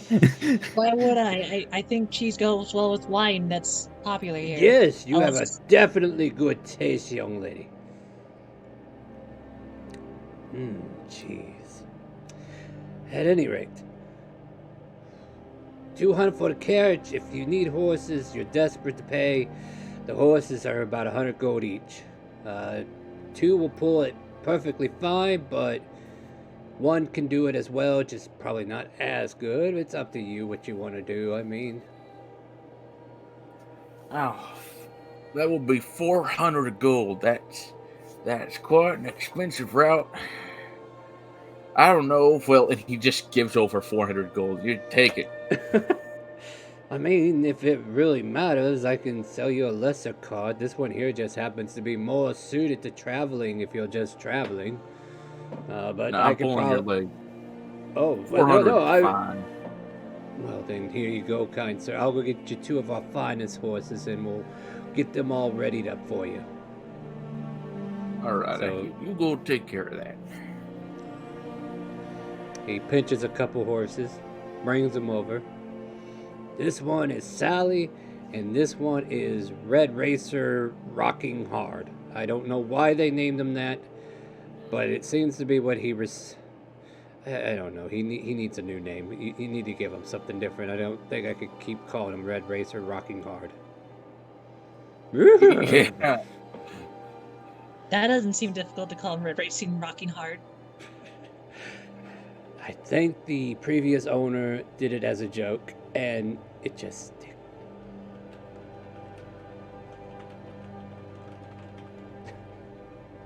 I'm gonna go put these in my notes real quick. Oh my god. Well,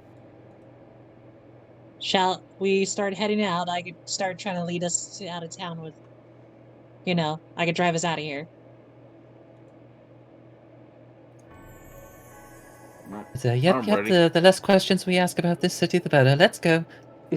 You're really. Do you need a handkerchief at all? You're sweating really badly. She just pulls out one, just hands it to you. It's like, no. Once I've felt the breeze of the wind as the carriage is going, I think I will be more than satisfied. Let's go on. Jack is gonna go up to the Dragonborn. Hey, so when all this cheese craving start happening? Couple months ago, I think.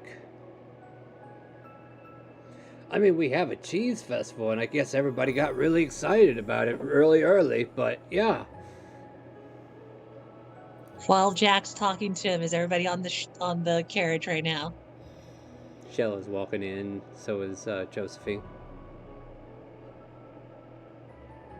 Thur's jumping up there, quietly beginning to panic a bit.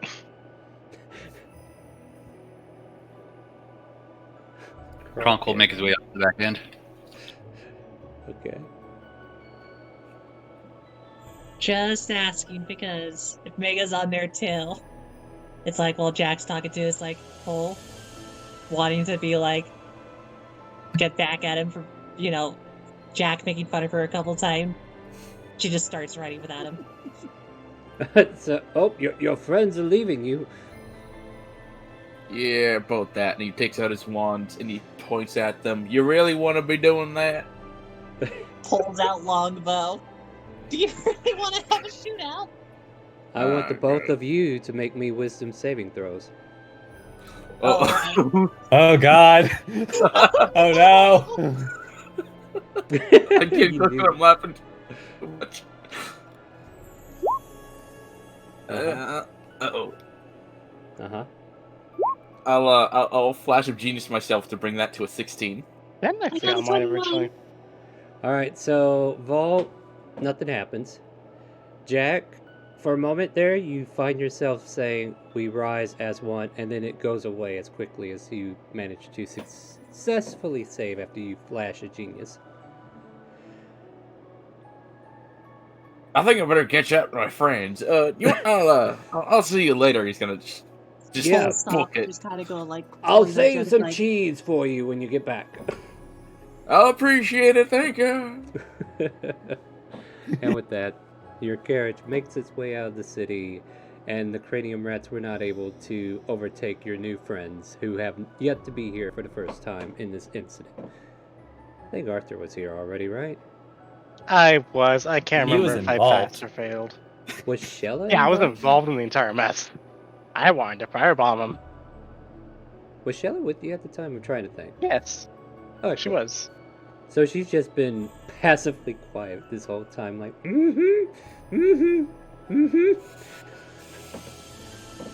It's time to go. And with that, you guys make your way out. It's time to go.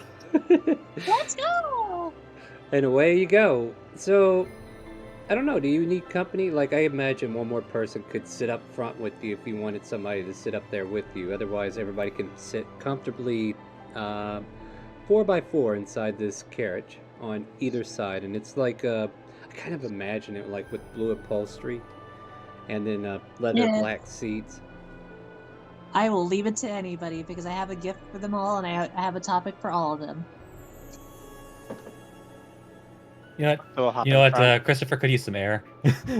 Yeah, I will yeah. also roll a land vehicle tool proficiency thing just so that, it's there. I mean, sure, if you want. You're not under stress.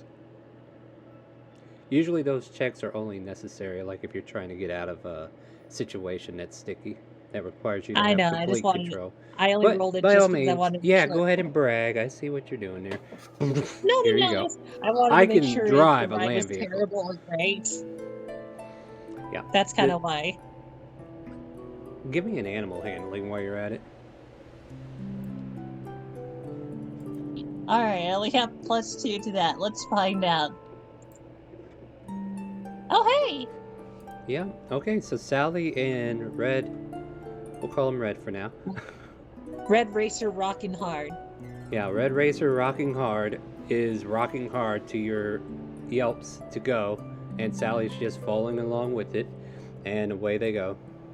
They continue. Vol pulling- really knows how to handle the studs.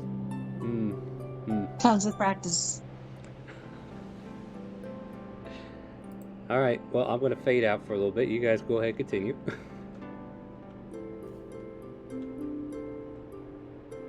All right, who wants to start first? I can start if you need me to. 1, 2, 3. I guess it's you. So, I was just gonna be like, Nobody oh my jumps God. when you say jump. I don't know why you even ask. I was just gonna like go with Mega, go like, here we go, here we go. Who's Mega? But you know, Bull's gonna lean over to like Christopher and go like, so, why don't you tell me a bit about your group event? I don't think we ever got the chance to really talk about yourselves too much. I mean, I suppose that depends on what you mean by our group. I mean, like, have to understand, like, you're with a bunch of people, and it seems like that you don't like each other, and yet it seems like you're the best tag team duo ever with everybody. So there must be an interesting story of how you all met. Well, at least regarding, as we all certainly met at different times. Also, I will say that Crunk was most certainly there from the beginning. So in fact, it wasn't until I came to Timor that I actually left Printhia for the first time in my entire life. So I hadn't really had much experience socializing outside of my station. I was originally here on mission for Lillian, but then I met Kronk and a few others that are no longer with us. It was also around that time where we were introduced to Shella. Hi. Oh, It's like, wait, I'm in the air. Never mind. Go ahead. So Arthur, we met a bit later, back there in Dragonspine, in fact. Under curious circumstances. And Jack was the most recent addition that we picked up in Parenthia. I already got to get to know Jack a little. I don't know a lot about his background, but seems like a kind fellow. It seems like one of those tough guys to have a little softness inside of him once you get past his hard exterior. It's like, well, that exterior certainly is very hard. Okay. You seem to enjoy that word a bit too much. It's it's your imagination. It's, Insight. You asked.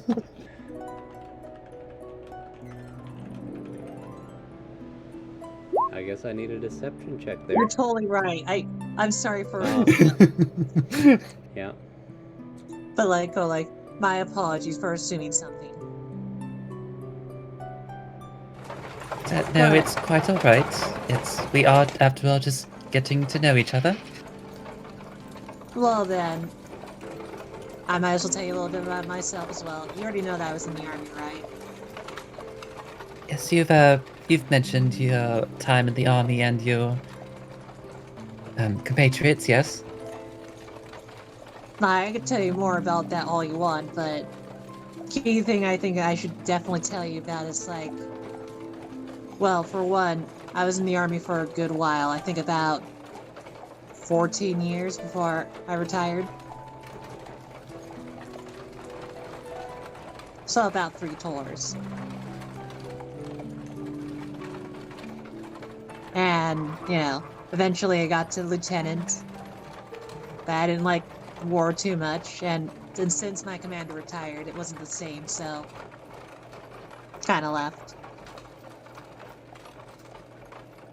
Yes, I can imagine a difference of opinion resulting in that sort of end. He had the most funnest trainings ever. I can think of it now. Real training. Stop chasing me with the axe, Commander! Not until you stop running! It's like, fond memories. But, so, I got to know a little bit of what your motive is in the sense of with your mother. And how you put it, your other mother. And I think Jack's after this genome guy. What about Kronk and Arthur? Do you know much?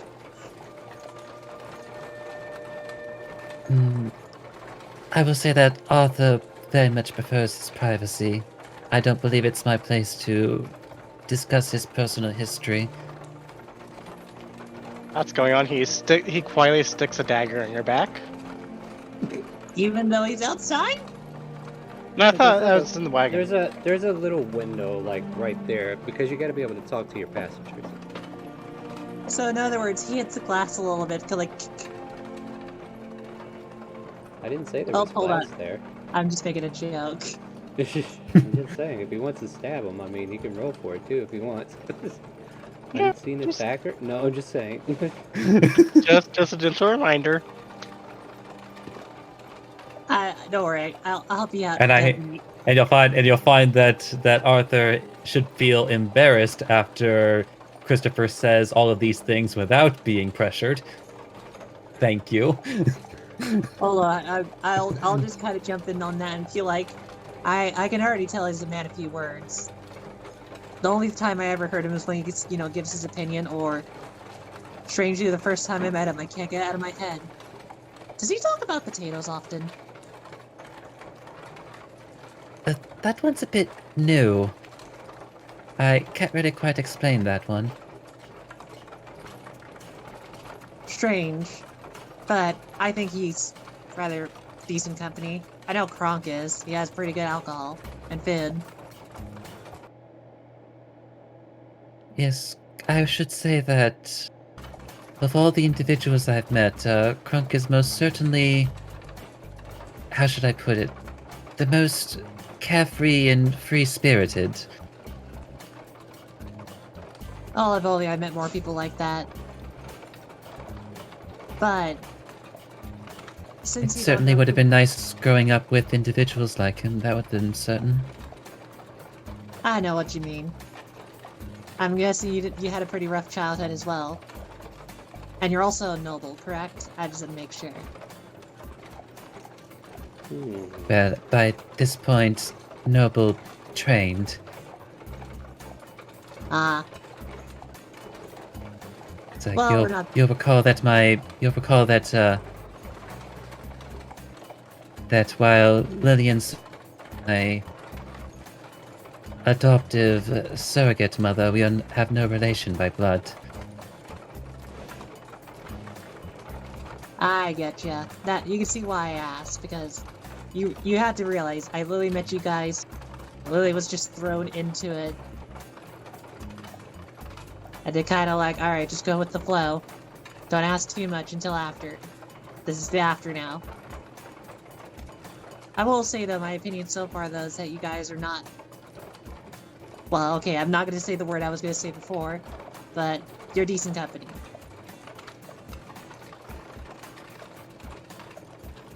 We do occasionally have problems with cohesion, but I think even Jack would have to admit that he would miss our company if we should be gone.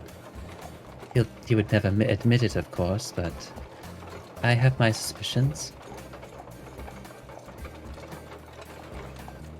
I bet you he does.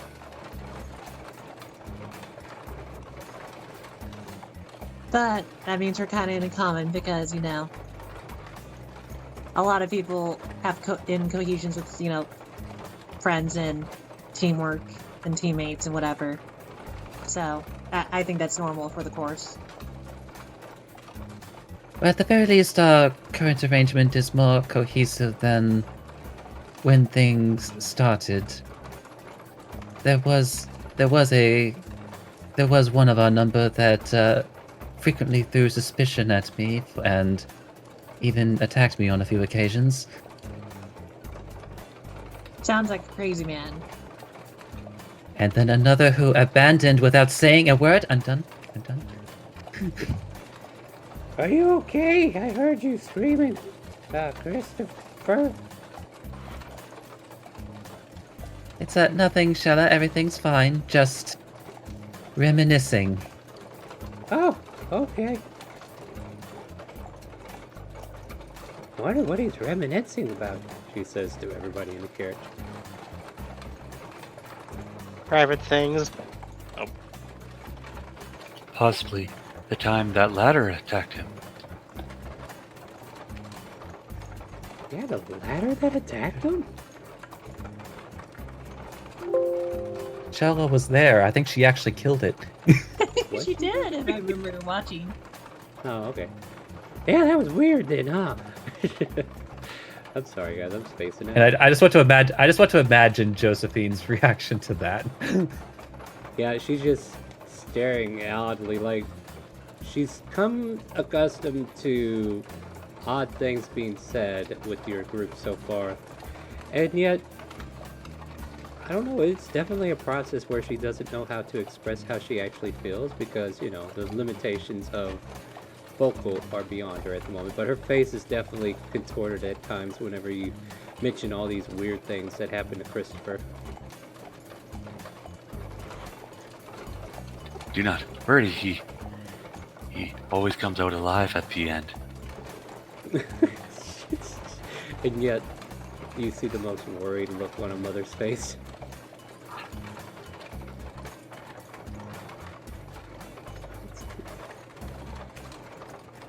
Okay, I think we should stop worrying her now. Wata is going to quietly withdraw the dagger. Well, Then of course you've already met Tamara. She also traveled with us for a time.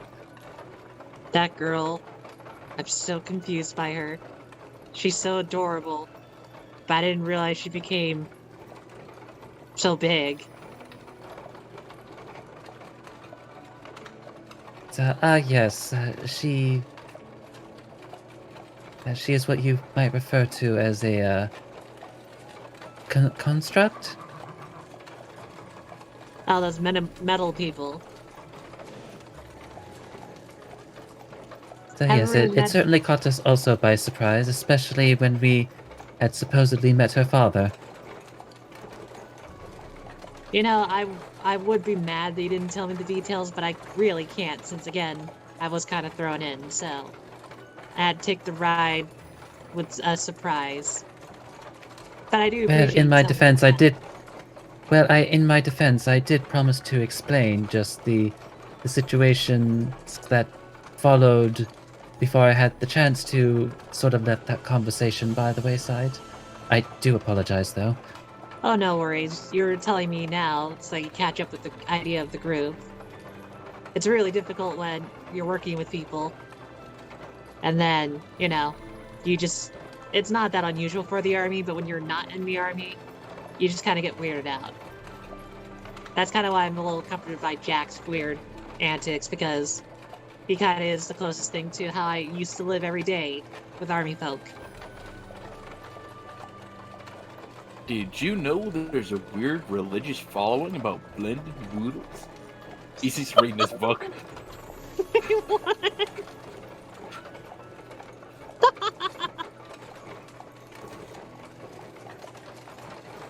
It's like, oh yes, do please tell me about the daily life. Don't skip a single detail.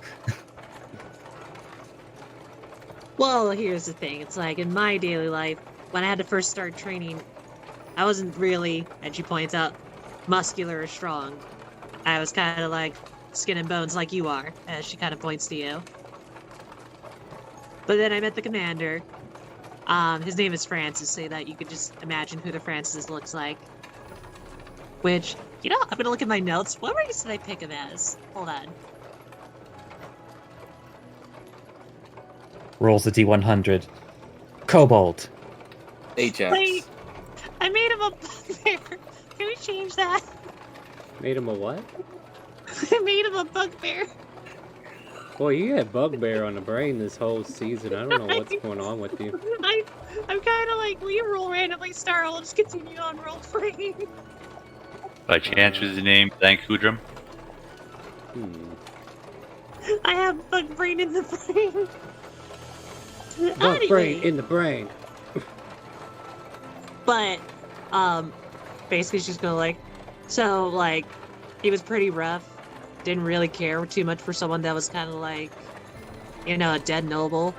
But after a while, that kind of changed.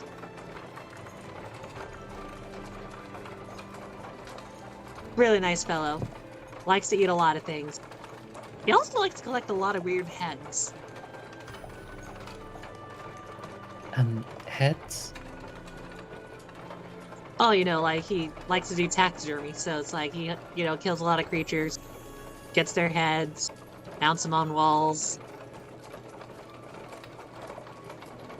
Oh, I see. He's a barbarian if it helps you out.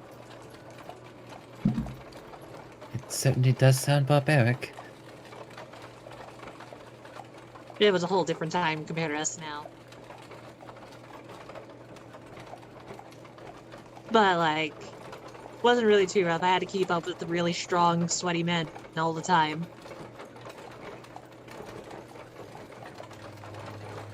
There were some women there too, but, you know, took us a bit longer. But eventually we got better at them. Oh, so I suppose you really showed them what for. You could say that. Like, I'm the only one that was able to out, you know, marathon them, if that makes sense. Well, used to, but, you know. How do you mean, used to? Another story to tell you another time. But basically, it was a rough time, but I learned a lot. And I became a lieutenant after my hard service, so fighting lots of giants. Then border control, and then, you know, like I said, commander leaving. It got really boring, especially with the really dumb guy that replaced them. What was that? That was that dumb guy. Oh god, I can hear him laughing now. Get out of my head. Uh-huh. No! Anyway, but with that said, though, it's like, do you have any questions that you'd like to know about me, or do you want me to give you something that you can play with? As she starts to pull out a weird pet clam that travels by tongue. What is that? I forgot to mention, I'm kind of like to collect a lot of things in my spare time. Like, I have a problem. I look at a shop, I see something, and I just feel compulsed to buy it. So I bought a pet.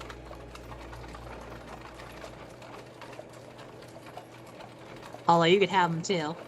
And you can hang out with Chinook. Puts the little bat from her head on top of your head.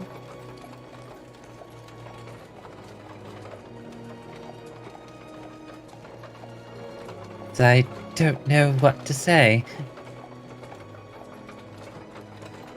What can I say except you're welcome?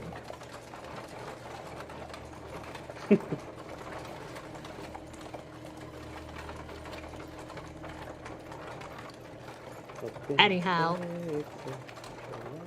Any other phone conversations that are happening in the carriage itself? Yeah, guys, what's going on in the carriage? Why are you poking him? Especially with the sharp end of a knife.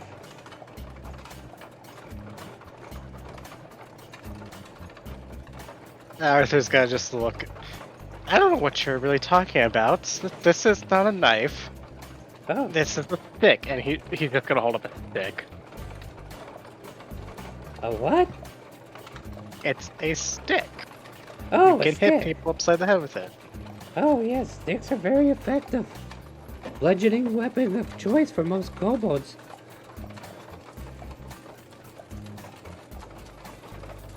Shelly, you live in a cave, right? Your clan or whatever. Oh, yes. How we call it. Mm-hmm. Now, what type of cave they live in? Oh, it's a very elaborate cave. Like, it goes in deep into tunnels. We have different sections where we live. We have traveling distance to different locations. And then there's even places we've never been to yet. Well, that's interesting. Now, I understand why it's not the best place for Josephine. And although I haven't really, well, I mean, I've explored my fair share of caves, but I enjoy a nice, warm, moist cave, you know? Okay. She goes, oh, I know exactly what you mean. Where all the good moss and all the good mushrooms grow. Right? You can brew a nice little tea or coffee, or you can make soup if you really want to. Maybe even little critters wander in. Then you bash them with a rock. Did you know I was the trap springer? I don't know what that is, but I'm assuming it's a kind of hunter or something. Yes, I was supposed to put all the traps out. So whenever things came through, I would trap them. I wasn't very good at it, though. Yeah, well, I mean, bit of a learning curve, I guess. Hmm.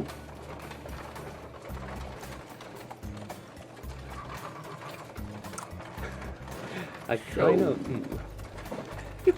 think if she wants to make an insight check to see if you were really interested in her caves or not. Do you mind? Go for it. Yeah. I mean, Yeah, hope please he tell is. us more about your interest in her moist cave. yeah. It's either persuasion or deception. I don't know if you're. Yeah, okay. So you're Your lying wife strong would really enough. love Like to know everybody this else too. around you could see you clearly lying to her, but she's hanging on to every word like it's the truth. That's very good. I'm glad you're interested in it. Would you like to meet my clutch? Maybe one day. Maybe not just yet. Maybe one day. No rush, no rush. I don't even think we're heading that way, are we? Oh, I know. Man, I I don't don't either. know.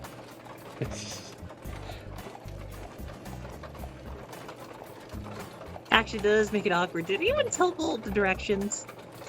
South. What else do they have to tell you? Follow the Fair. road south. Yeah, Kronk, what have you been up to? Krunk's just hanging off the back end of the carriage, just enjoying the sound of the nature. You want to make a perception check then?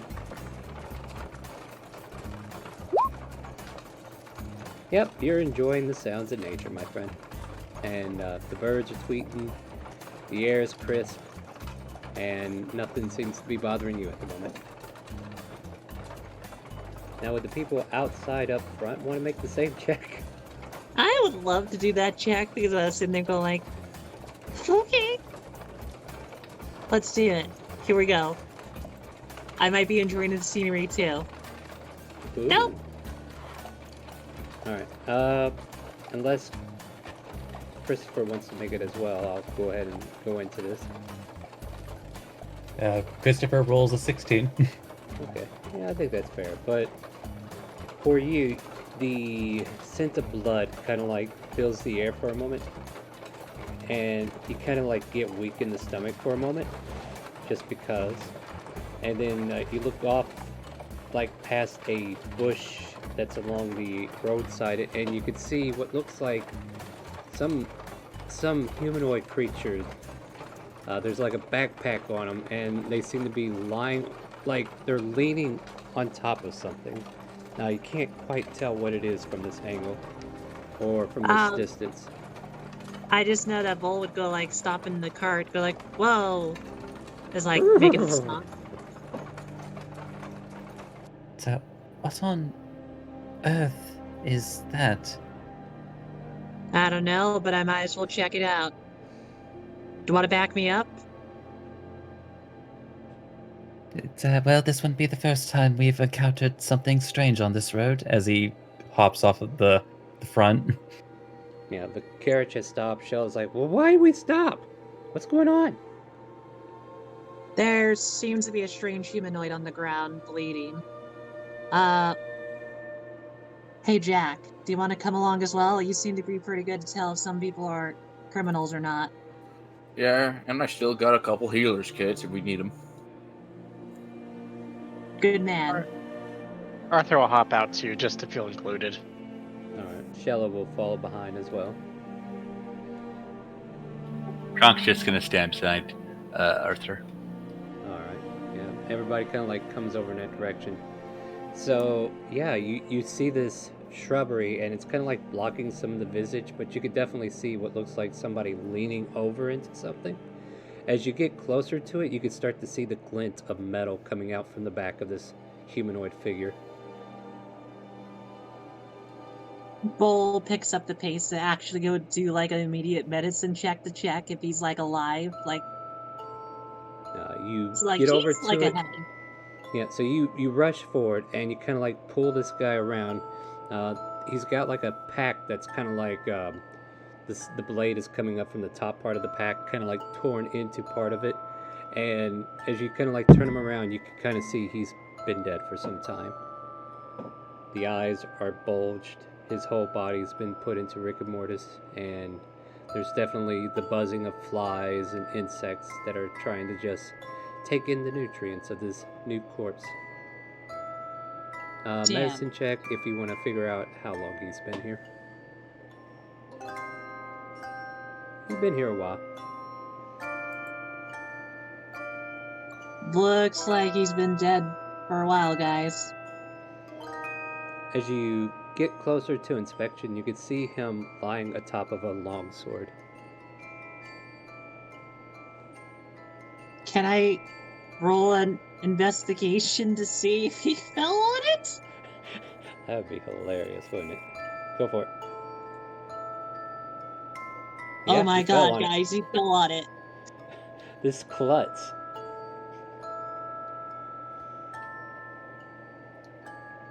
So, this is rather curious. Can anyone spot any form of identification on him? Perhaps if nothing else, something to indicate their trade? Yeah, make an investigation, whoever wants to make it. Preferably someone who's better at it than the warlock. Yeah, I'll make it. I'll make an investigation. Nah, that's not gonna do much. Yeah, okay, yeah. And I go back and double check his work. Yeah, well, you can make a different kind of investigation, but go ahead. Like, they're checking Sure. for something, but you are definitely checking for something, right? Yep. Gotta check face and I mean, this is why rogues are made, right? This is why you give intelligence to a rogue. Yeah. That is why Yeah. you play a rogue for intelligence. The investigations. You find his coin purse. And as you kind of like open it up to see what's inside, there is a guild stone, similar to the one that many of you carry. Alright, what? A guild stone. Like whenever you guys applied for the guilds, they gave you this magical stone that identifies you as part of the guild. You find about 57 gold pieces in this coin purse as well. He's just gonna take the stone out and huck the rest at Christopher once he closes it back up. What are you chucking at him? The gold? That or coin the stone? purse. The gold. Oh. Oh, you're giving him the money. Alright. It's like catching it.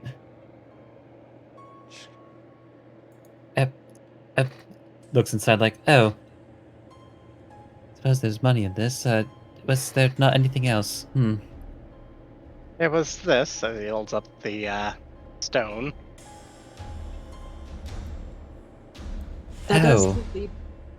That does lead to one weird question, though. His gold was here. Is all of his stuff there? Because He has. does that mean this is just murder? There is Not a a robbery? pack. Yeah, there is a pack on him, and if you need to, it's in an explorer's pack. So if you want to take things out of an explorer's pack, you can add that to your inventory as well. I would like to ritual cast Identify on the sword. See if it's magical. All right. You cast Identify on the sword. It comes back as Excalibur. No, it's actually a regular longsword. A what? A regular longsword. Oh, okay. Yeah, nothing descript, nothing magical. Perhaps we should wonder what he was running away from in such haste. I wouldn't mind doing a detour because I don't want any of their souls to have the same fate as him. Let's see here. It is probably... I'm trying to do time right now. I'm trying to figure out what time we're looking at. We're probably at like 11 a.m. at this point.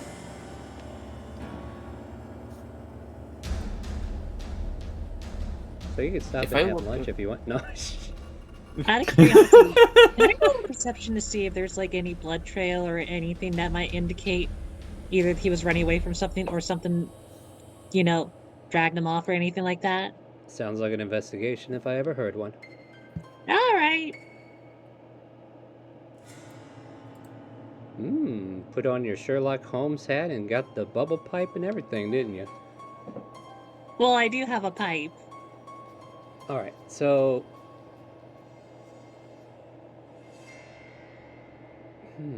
how would I put this? Okay, so you're kind of like glancing back to see if, like, the pacing, like his steps, right? His Right. walking doesn't seem to be indicating that he was running at all.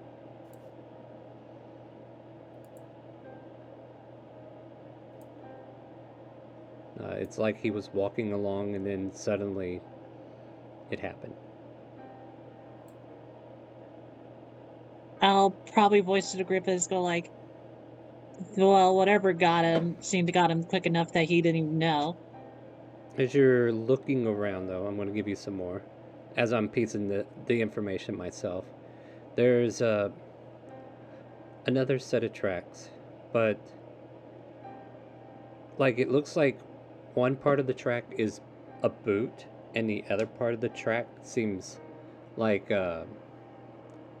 almost like claws or something, like very different kind of footprint. Like the other foot doesn't match.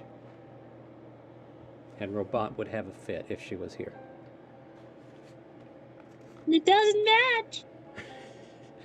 She starts cutting off feet. No. But basically, I think that if the tracks head off into a certain direction, Vol would kind of go like, should we investigate it further? I would not want a murderer running around. Also, further inspection, just kind of like I'm giving you the information as I kind of like I'm pacing it myself, and then you're also like putting the pieces together as I'm coming up with it. As you kind of like look into it a little further, the tracks only go about 10 feet before they just up and vanish. Like they're not there anymore. Like it seemed like this guy was in a location, came in, did the deed, and then either flew off or was never there to begin with.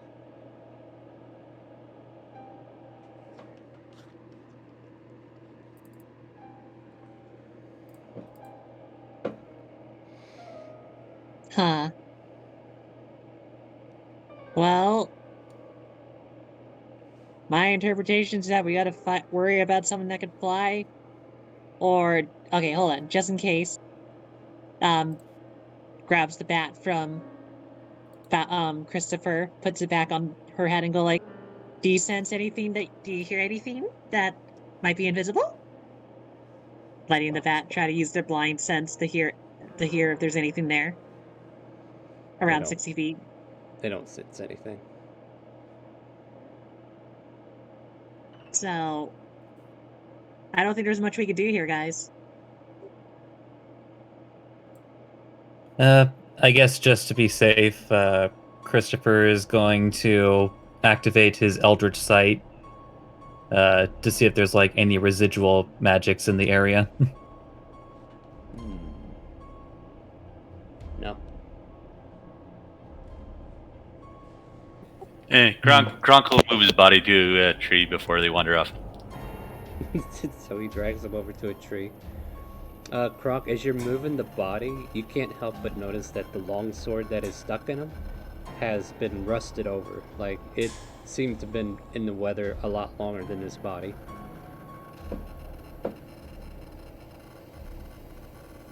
This sword, he added, is very rusty.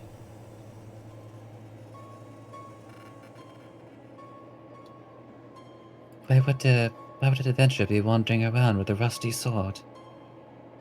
Why would an adventurer walk around with a rusty sword in their chest?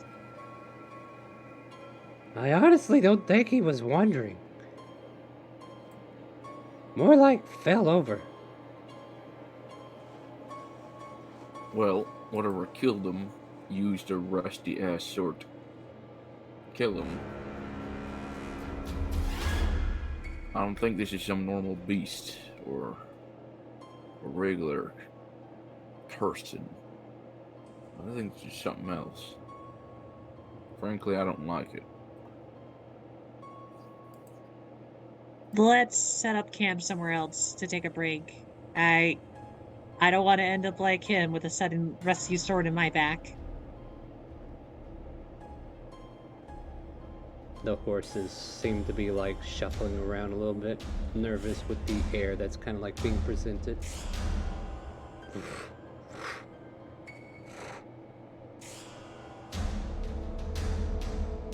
Or did you? It's like, did you put him by the tree, Kronk? Yes, he is by the tree now. Anything else you want to do here, or what's the situation? What's your intent on this point? I've got out-of-game ideas, but not in-game. All right. Well, I'm curious what you want to do in game. I'm curious out of game too, but you know, you do you. Well, really, I wanted to investigate it, but there's no more leads, so it's kind of like, well, let's watch out. I say we burn the body.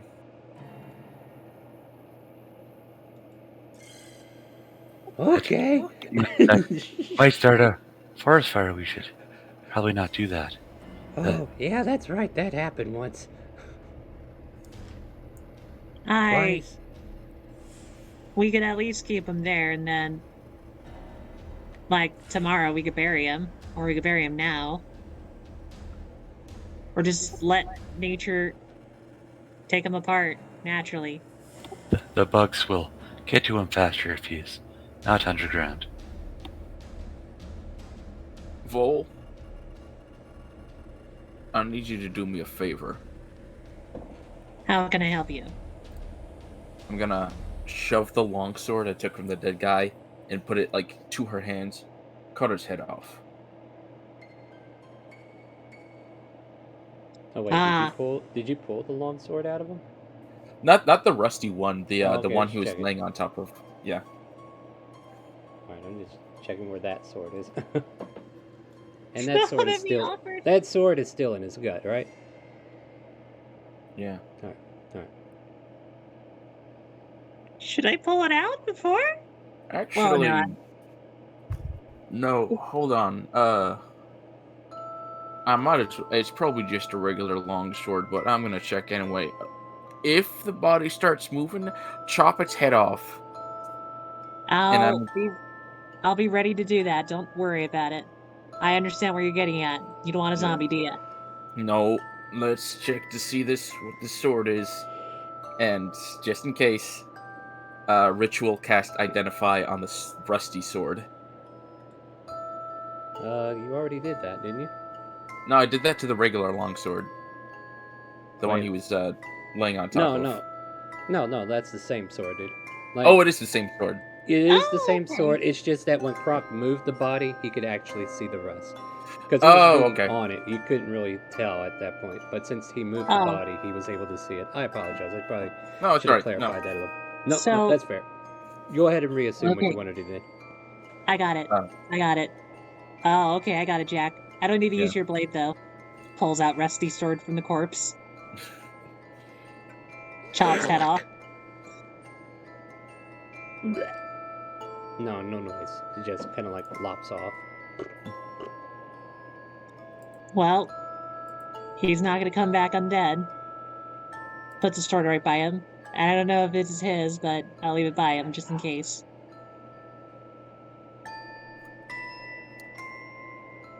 Yeah, just. Yeah, I'm already dealing with the weird cheese stuff and that city and. Are you I the don't know. type of people that are lactose intolerant? Is that why you're disturbed by the cheese? No, I mean, that Dragonborn was talking about cheese, and then it was just. I heard this voice inside my head saying, we rise as one. That is just a saying in Dragonspine. That's Thank you. new to me. It's like, well, we better get along now. So let's Yeah. not think too hard about this. I want to insight that. Yeah, go for it. Do it! Alright, give him a deception check that he cannot win against. Please.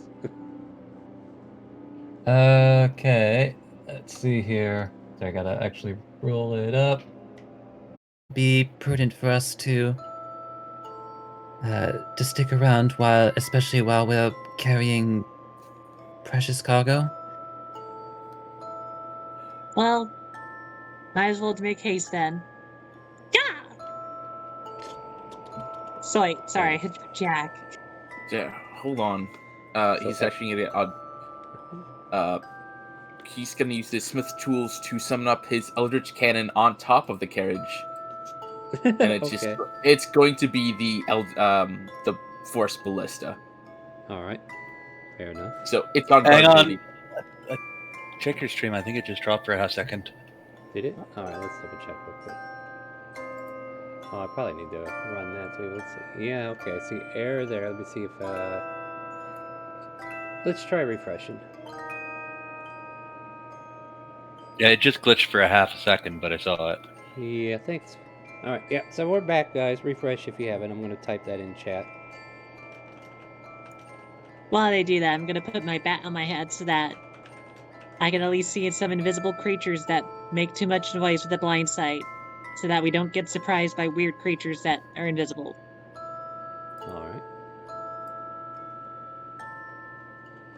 And then I drive the cart, And With Sally. away. and Red Racer rocking hard. Yep. That guy was a troll, man. I think that's a fabulous horse name. I don't know what you're talking about. Well, thank you. I mean, I still technically came up with it. Anyway. So you guys continue your trip, and I'll go ahead and take us out of this stress music and put us back on normal. The day continues, and if I'm not mistaken, Cardriff is probably like, what, 4 hours by carriage? I thought we were like Yeah, 8 hours from everywhere. I mean, No, it was definitely shorter because if you guys will recall, we got a ride. we got a ride with Ninny like early in the morning, and we were able to get there to Dragonspine by midday. Yeah, that's what Alright, so I'm just making sure that my mental thought process on the events. So, you know, you guys spend about 15-20 minutes here, however, it's not really that significant. At which point, yeah, the rest of the trip goes by without much interruption. I mean, for traffic, in case this interests you, there are several trade shipments that seem to be going north. And, you know, there's been a couple of carriages that are about a league behind you guys. Like, they never actually catch up to you unless you actually make an effort to stop. But you know, it's just traffic coming from where you came from, pretty much, as far as you can tell. So, unless there's anything further you want to investigate on that, I will say you eventually make it to Cardiff. Cardiff. Oh, here we are. So, the city that some of you have not yet seen is an industrial city. Many industries are focused in this region, creating raw materials, be it stone or metal, to be used in other types. So you can see a lot of factory billowing smoke kind of like coming out of certain regions of this city as you're kind of like making your approach. Upon entry, you can see like there is very skilled masonry going on in the wall structures, and the streets themselves, though cobbled, seem to have a smoother tension to them as the carriage slowly starts to ride over these cobbles, and it's just almost like you've left the land with no real, you know, the jitters of spacing. Like it's almost, it's not quite like cement, but you know, there's still like the little grooves that the wheels are still catching. But this city is definitely a cesspool of technological advances of the time, I guess is the way to put it. But yep, you can smell the billowing smoke of forges being, you know, filling the air. You can definitely see like all kinds of trades, and as you kind of like walk through, or not walk through, but ride through the front, you know, there's a guard posted. They stop you at the front and ask you what's your business. So we'll start there. So 2 guards up front, normal routine. You've seen this kind of thing most of the time anyway, right, Vol? Like there's always that patrol that's for the surveyors that are currently outside stationed to keep the city, you know, in check, make sure everybody coming in is on the right and up. And they, you know, this one guy comes up and asks you, hold there. So, where are you coming from and what's your business? Dragon Spine, and to visit and also find refuge for this small lady over here, pointing over to Josephine, not mentioning her name though, just kind of like, we're basically her bodyguards. As he's talking to you, you guys can clearly see the other guard kind of like looking underneath your carriage, kind of like scanning around, making sure that there's nothing seeable that could cause any alarms. He does his quick surveillance around the carriage, and as long as nobody looks shady, yeah, it looks clear. Alright, you check out. Go ahead.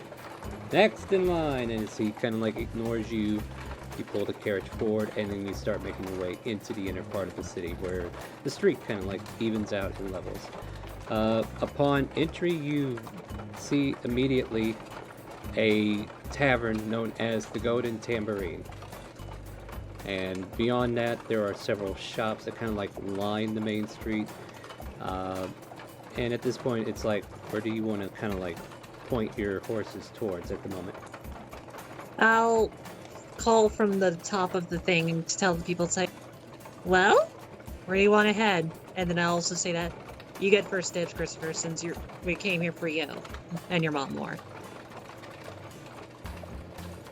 I'll drive everybody around. Let's see, if I remember correctly, it should be through there, I believe. And I take it we're heading to a specific house?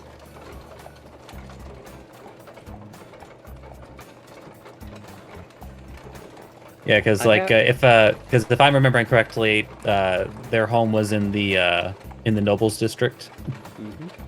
Now, I have a question.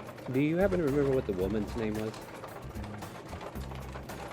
I have the guy's name. For some reason, I forgot hers. I know how I can find it if you don't.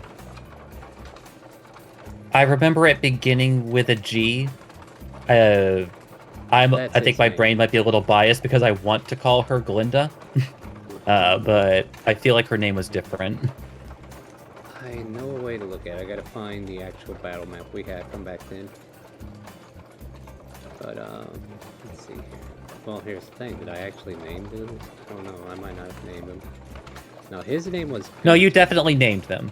You definitely named them. I know his name was Gunter, but I was trying to find my notes on her, and I couldn't find them. So I'm trying to see if they are on... Let's see. Well, chat, we're going to go on a trip and see if we can't find this map that we're looking for. There's several maps we gotta see here. Random map. Chianti Temple. What's this one about? Apparently there's a brontosaurus in this temple. I don't think we've been here. Up above, I thought I saw in that list there Gunter's estate. I scrolled past. Yeah. Gunter is the male's name. The guy who is the father, of course. He's the one that runs the item shop. Or the herb shop. Let's see here. Is it in here, maybe? Aha, progress. Alright, let's see. Her name was... No, you're right, Gilda. Gilda and Gunter. Nice. We got it, guys. We got it. Yay! Nice. Alright, so you make your way through Cardiff and find the familiar house that some of you have liberated of certain items. Not saying any names or items that were liberated. But you make your way to this particular house, which is right across the street from also the very shop that they seem to run. And yeah, you actually catch Gunter helping unload a bunch of crates that are being dropped off from one of the shipments that are coming from another city. As you guys kind of like pull in right behind there.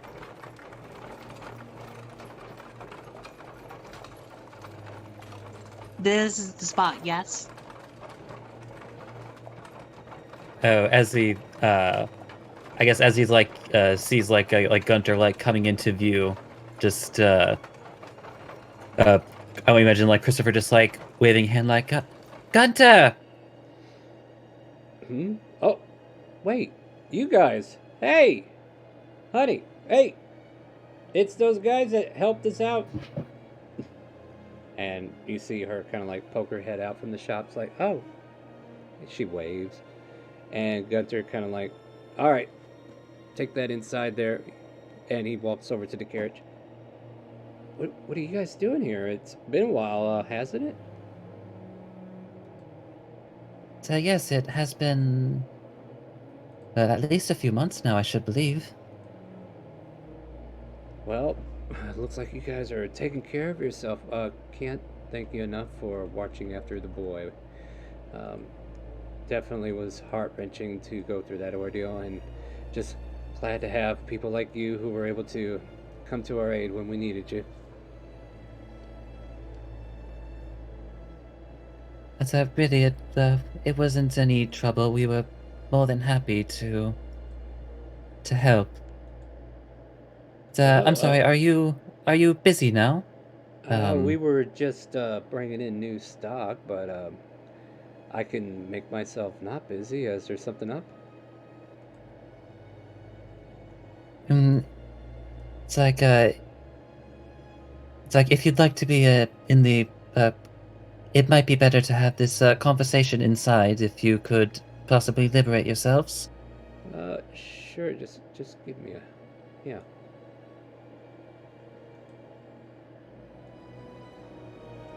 No, and then he kind of like makes his way, kind of like motioning for you all to come wherever. Like if you all want to follow him into the shop, he'll head there first. I mean, we're still open and all, but I don't think we're very busy. I could probably take you back to the back room if we need to have a conversation. Is everything all right? It's well, yes and no. I was hoping to perhaps ask of you and your family a favor of sorts. I mean, yeah, we owe you a lot, so if there's anything we can do for you, please. All right, come on in. Oh, Croc is such a good guy. He goes, Croc is good boy. he kind of like, well, thanks for that. Yeah, that's probably the last crate we need to bring in, too. Thanks. And he kind of like points to a spot. Go ahead. You are more than welcome. Yeah, it just goes right over there, and then I'll be able to sort that out. Oh, man, that was the heaviest one, too. Thanks for that. I appreciate it. Well, You all want to have a conversation. Hun, we'll be back there, and I'll see what's going on with them. And then she kind of like nods, like, "Don't worry, I got the shop. You do your thing." Well, this way, please. Kind of like takes you into an office space where you all start to crowd into. It's not entirely like super big. It's definitely like basically a desk, his seat, and you can see a bunch of paperwork on his desk, like a ledger.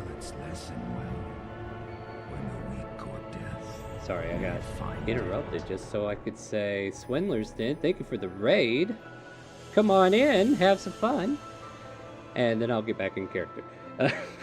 And then the Gunther just kind of goes, as he's sitting down at the table, he's clearing off this paperwork, and as some of you kind of like look down, you can definitely see like it's ledgers, it's paperwork pertaining to the business, and he kind of like puts them in a drawer real quick, and hiding his do-with-alls, and says, "Well, now that you're all here, like, thank you again. I mean, I can't thank you enough for everything you've done, and you said you had a favor to ask.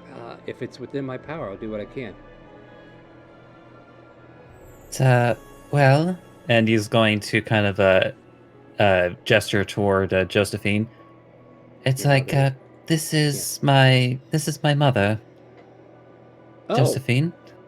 ma'am, it's a pleasure to meet you. Kind of like extends a hand out to her, and she daintily like shakes it, and then looks back to you. Is she don't talk very much? I'm afraid that circumstances have removed her ability to speak. She kind of like exasperates towards him, kind of like explaining like the neck and everything. And she's, "Oh, I apologize. I didn't mean any disrespect, ma'am. I'm so sorry." But you were saying?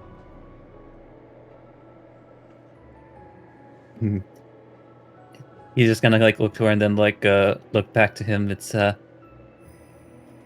well, perhaps I should reintroduce myself. So you might remember me as Faustus, but my name is Christopher. Oh, well, Christopher.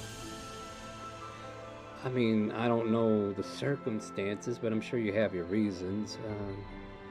So, Christopher, how? Yeah, go ahead. The name is new to me, to be sure. It's a complicated sort, but regardless,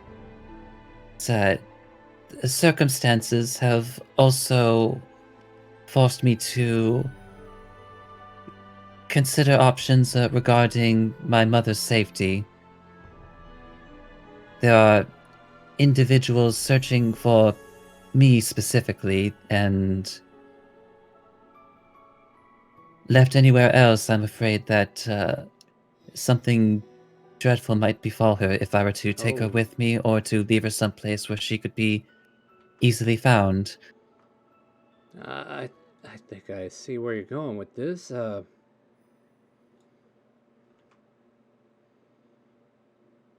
Well, just come out and ask it already. What do you need from me? So, well, until such a time where I might need to recollect her, would you be so kind as to, you and your family, look after her in my stead? I mean, I'll have to talk it over with the missus and all, but like I said, I owe you a great debt, and I'm sure she understands that as well. I mean, it wouldn't be much for me to explain it to her and get her approval as well, I just want to make sure that she's on board, Like I said, man, you guys helped me out pretty much, and wouldn't be here today if it wasn't for you coming in and rescuing us from those cultists. Ma'am, How is Randall, by the way? Oh, he's full of energy. I wish I could harness that, you know what I mean? Put it into a little bowl and he's just all over the place. It's good that he's still in good spirits. Thanks for looking after my boy. You have no idea how worried we were when we got captured. it wasn't for Mother Dearest swiftly getting him away from the scene, I don't know what we'd be doing right now.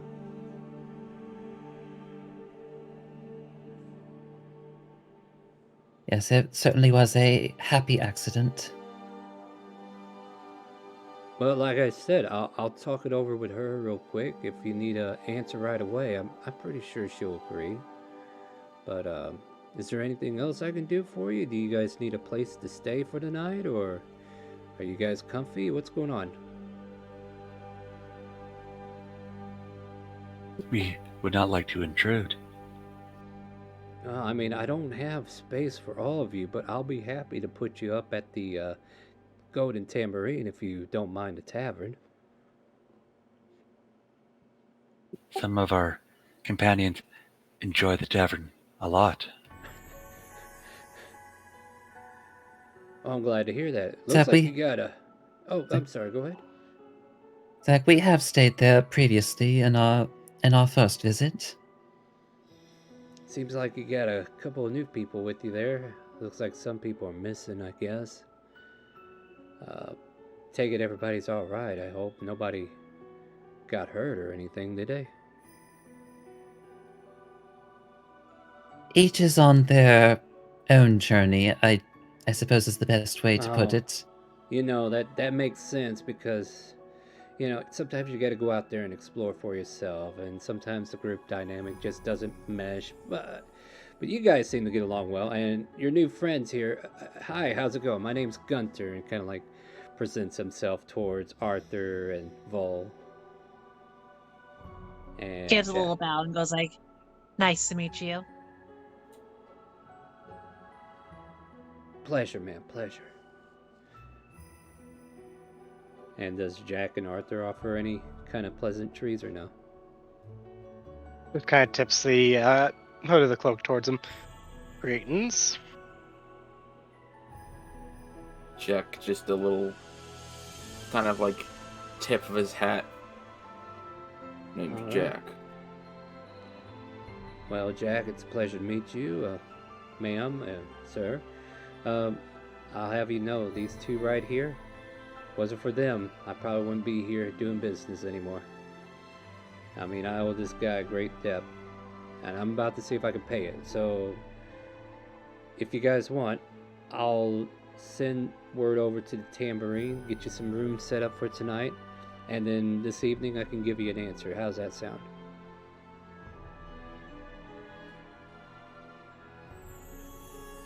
We appreciate it very much. Not a problem, my turtle friend. Like I said, I owe you guys a lot. So, is there anything else we need to talk about? Otherwise, I'll go ahead and get that set up for you. It's like I don't know if I don't know if maybe your wife would be busy, but I wouldn't mind maybe perhaps having a private conversation with her. It'd only just be for a brief moment.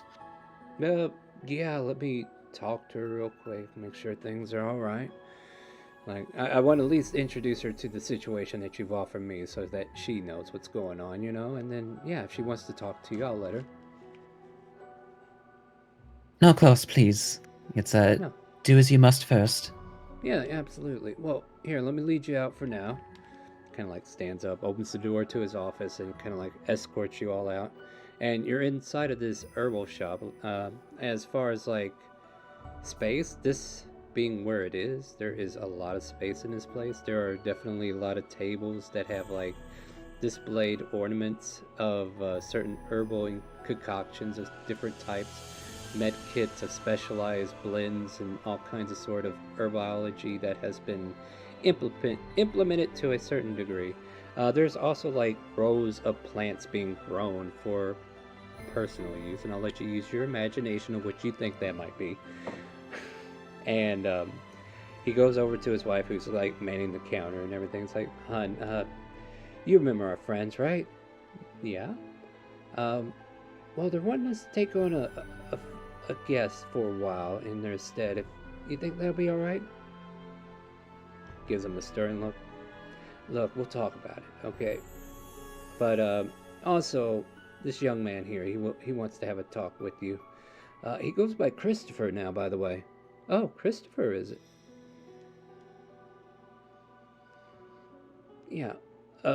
Yes, that it is my preferred moniker, if you would. Fair enough. All right, well, Glinda, I'm gonna go to the Tambourine and get them some rooms. I did promise I'd look after them since they're here, and we could talk about that situation. But this young man want to have a word with you if you don't mind, and I'll be right back. You guys play nice, all right? Take your time. And as Gunter kind of like walks off, says, I'll be back with your information and everything so you can get your rooms and all that, but I'll go set it up real quick. Won't take but a little bit.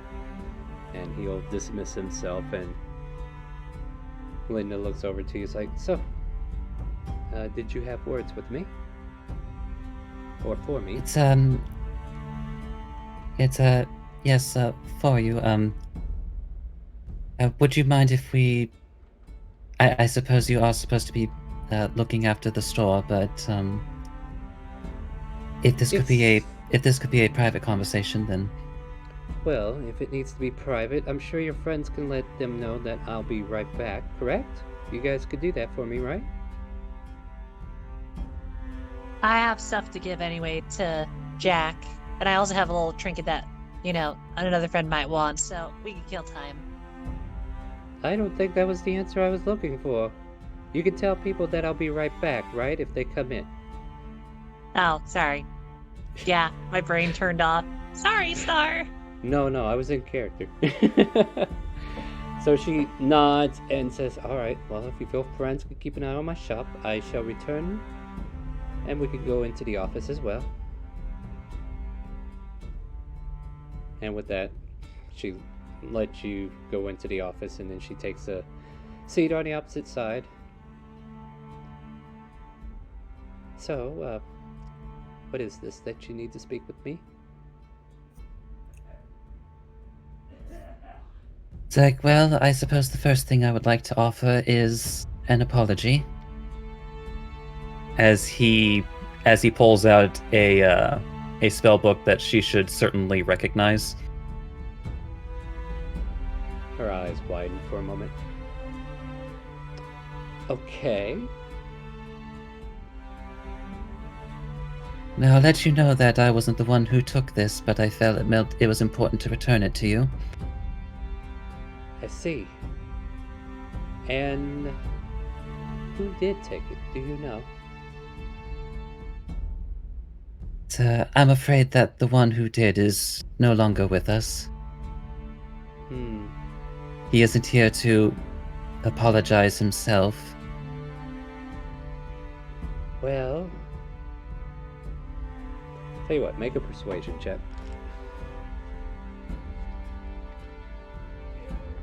Oh, come on, mouse. I believe in you. There we go. Move it. Nice. All right, cool. She, hold on one second.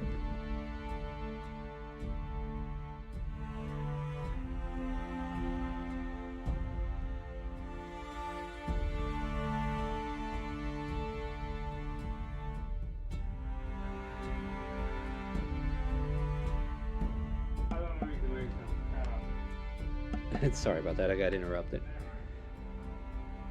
She looks at you for a brief moment with disgust, and then her whole complexion changes and goes, "You brought it back. So for that, I am thankful." And she kind of like reaches out for it and puts it away in a nearby drawer for now. Since the... Oh, you first. So I do understand that that it is a part of your life that you presumably hope to leave behind. It doesn't mean that I should leave those skills on the table to rot. I mean, if I did, I wouldn't be able to save my boy that day. And once again, thank you.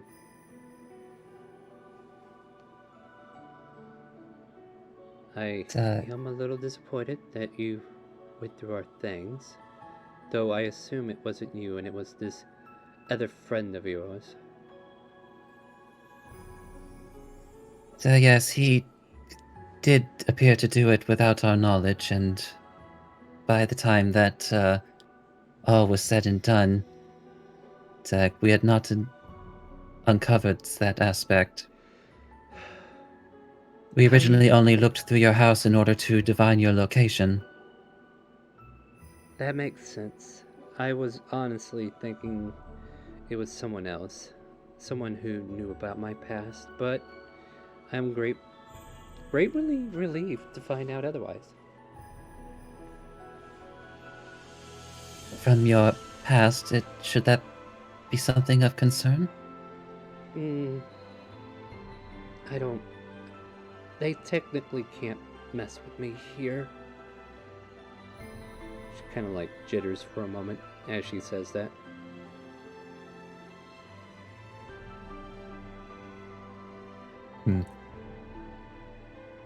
I guess he will at least try to insight that.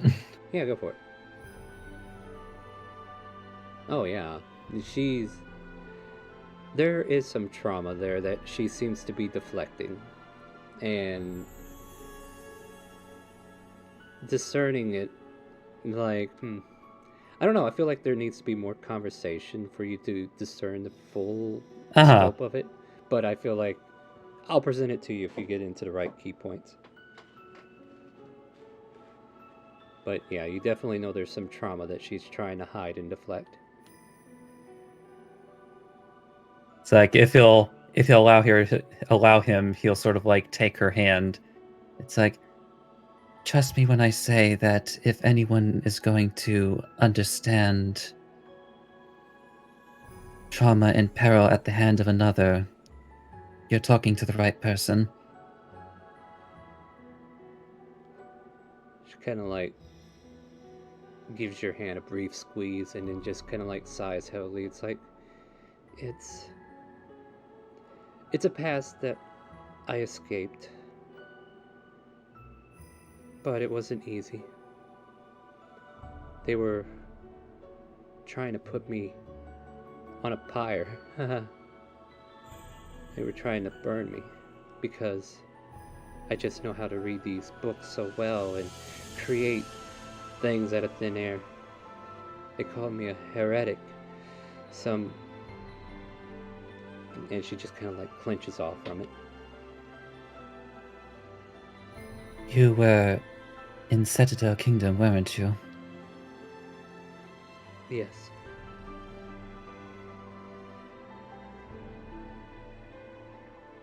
And your family, are they aware of this aspect? They were the ones that reported me. But I was referring to as like this family. Well, this. Yes. Oh God. Well, true as it may be that I hid it out of nature, but my husband knew. My son, maybe not so much. It's not like I'm trying to influence him to become. And, I just have to be aware. If he's got the talent like me, at least he's in a place where he can learn to use it.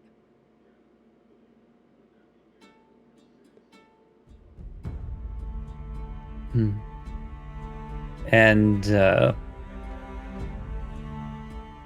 just sort of like looking back, like, well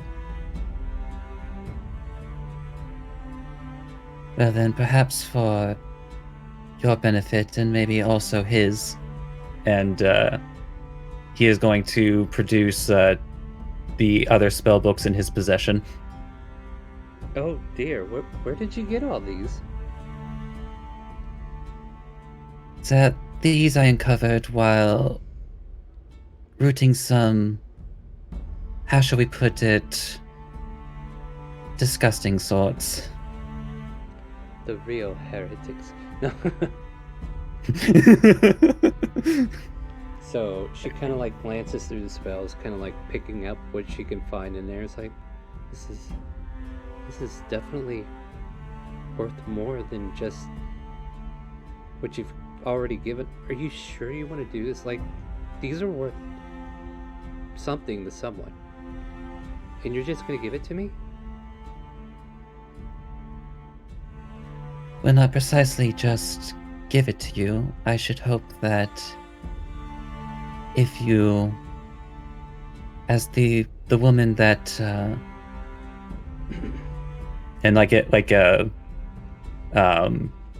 it's like the person that your husband mentioned that you'd be looking after. She is my mother.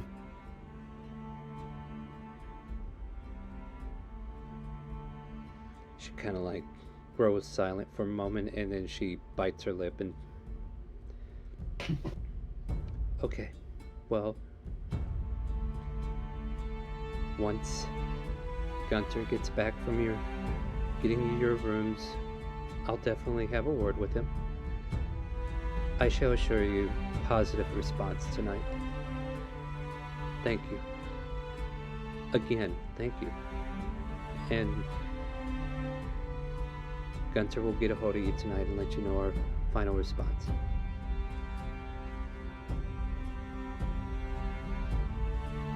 If I can just say so. Oh, go ahead.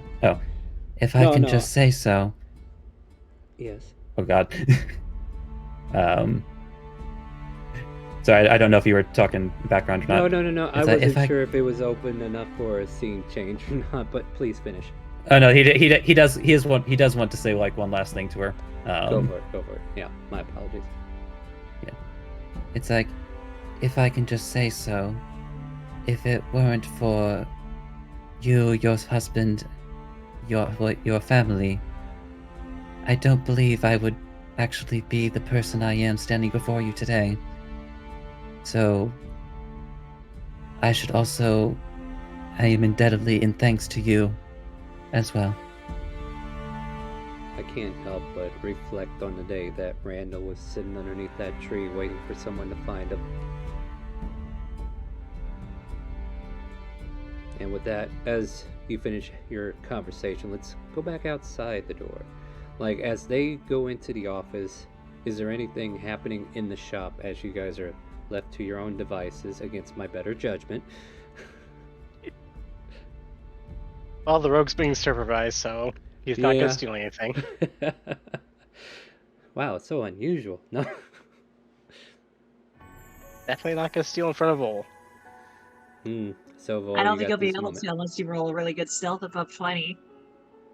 I mean, it can happen. Don't. Out of shits and giggles, will you roll just your stealth just for fun? 39. Boom. No. Sure. Oh, no, you would it's catch not him that today. Yep, he's off today. It's the sleight of hand that you actually got to see. Yeah, if you're skulking around, you know. But so Josephine is just kind of like silently waiting. I'll set the scene a little bit, and then you guys take over. But yeah, Josephine and Shell are just kind of like looking around. Shell are just kind of like wandering off to a different side, looking at different plants. But what are you You'll see Bull go over to Josephine and go like, and she understands she can't talk, so she's gonna usually say yes or no questions. It's kind of like, Miss Josephine, or your last name is Dawnbreaker, right?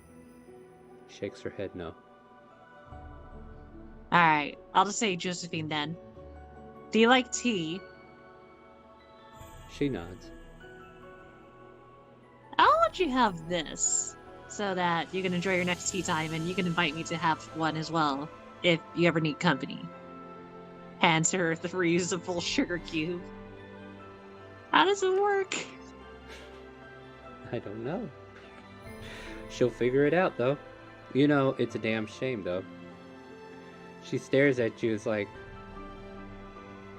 why? Oh, like, she's got a wide look in her shit. face. This is where what Megan said earlier is like, I like it black.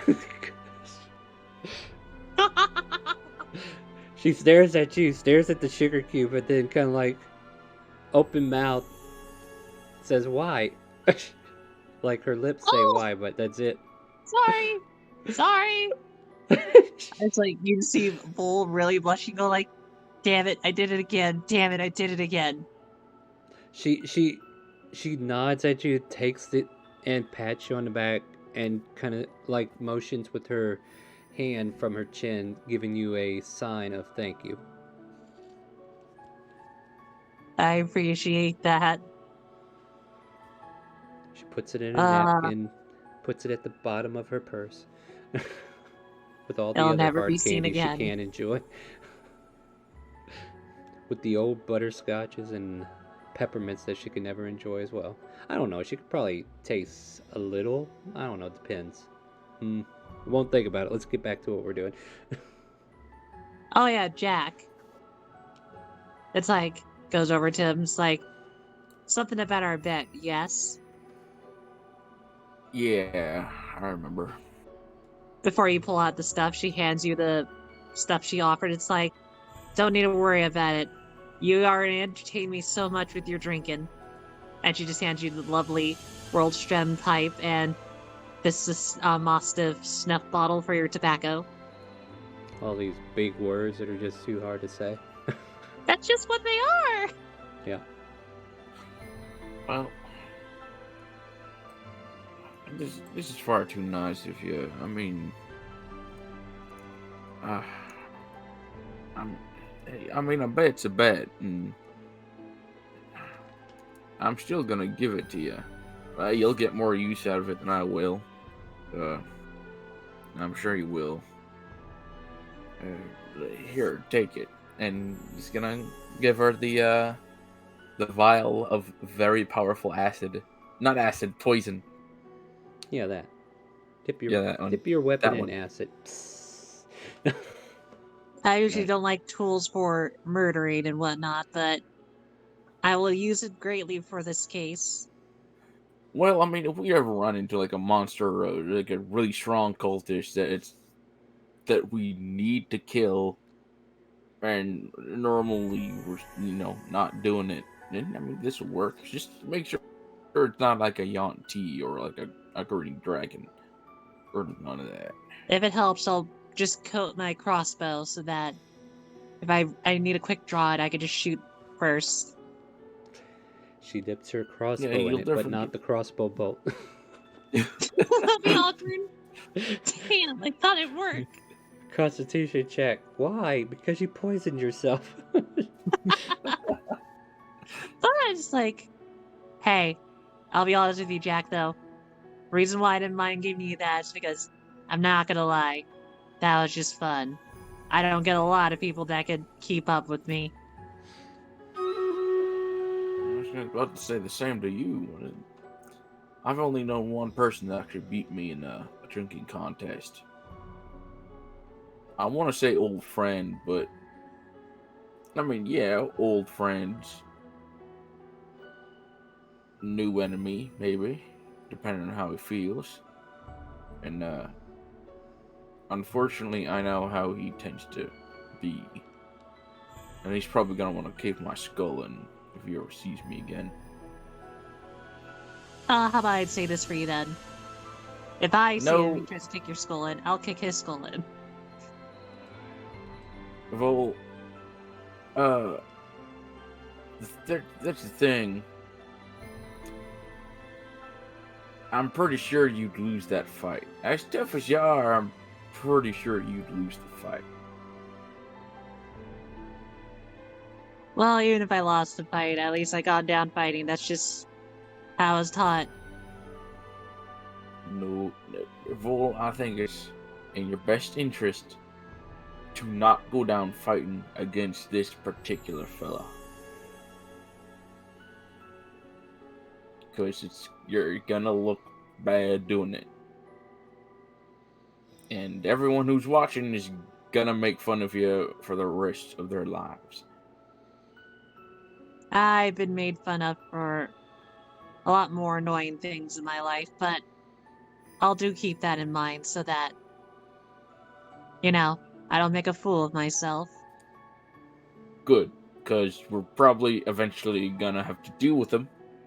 He's one of the people I want to check up on to see if he's got a bounty on his head. And I doubt it's gonna be a small one.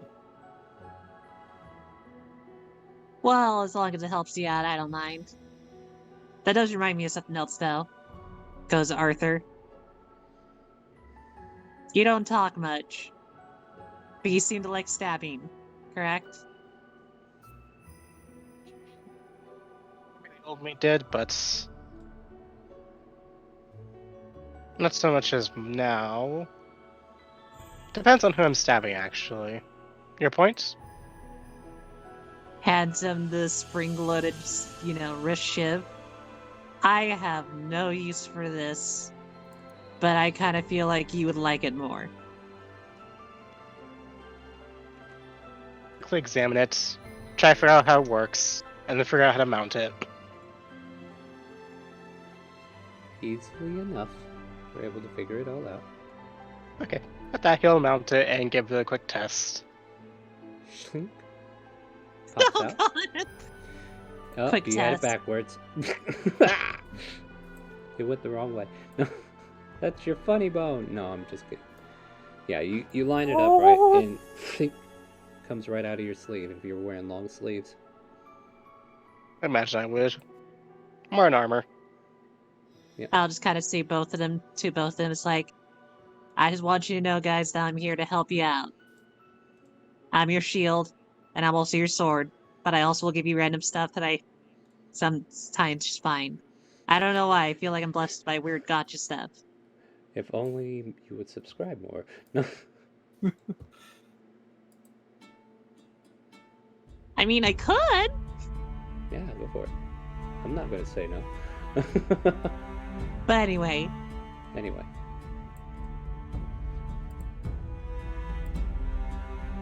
And about this time, the conversation inside the room, unless there was something Kronk wanted to do, like, I'm not trying to pass you over. Is there anything you want to do, Kronk? No, he's just hanging out. Alright, just making sure. Don't want you to feel left out. So, yeah, I kind of imagine you and Shell are both looking at all the plants on the other side of the room while these guys were handing out items. And she's probably like, what do you suppose this does? And then maybe you're giving her a brief lesson on some herbs. That one But helps with bowel movements. bowel movements? What's that about? Like the bowels of a deep tunnel that needs unclogging? Yes, something just like that. Oh, that sounds intense. And then more conversations like that as you're just kind of browsing through their wares. At which point, Christopher and Linda come out of the office and rejoin you guys. And she resumes her role back behind the counter. So I hope you all have been behaving yourselves. Arthur jokingly puts his arms behind him.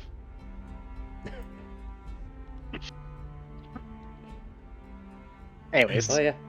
Yeah, that one doesn't look shady at all. No. Shella stayed away from the catnip. I'm not even a cat. I don't know why it would nip me.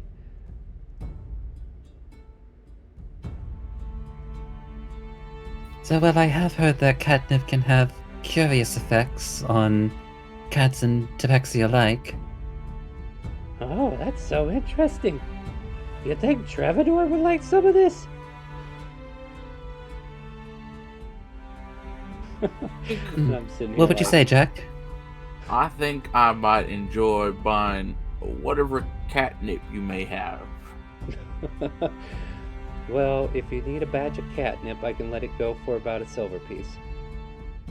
I'll give you a gold and you can keep the change.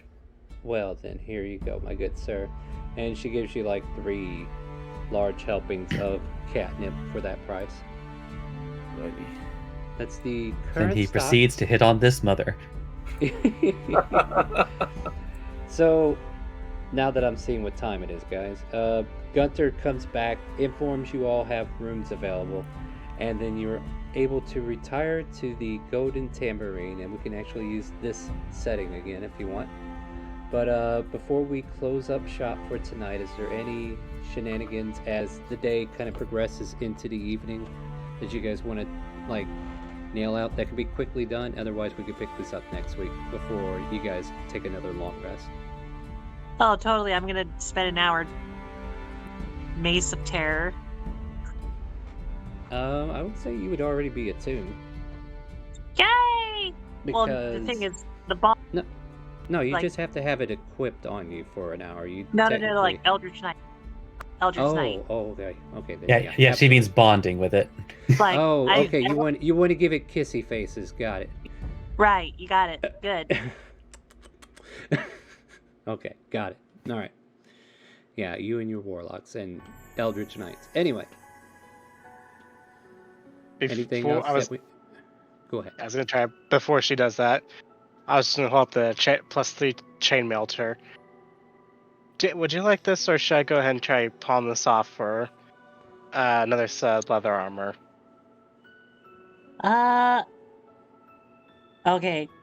So, I'm trying to figure out how Vol would react because you're basically giving her legendary armor. I think it's very rare, but okay. No. +3 is legendary, if I remember.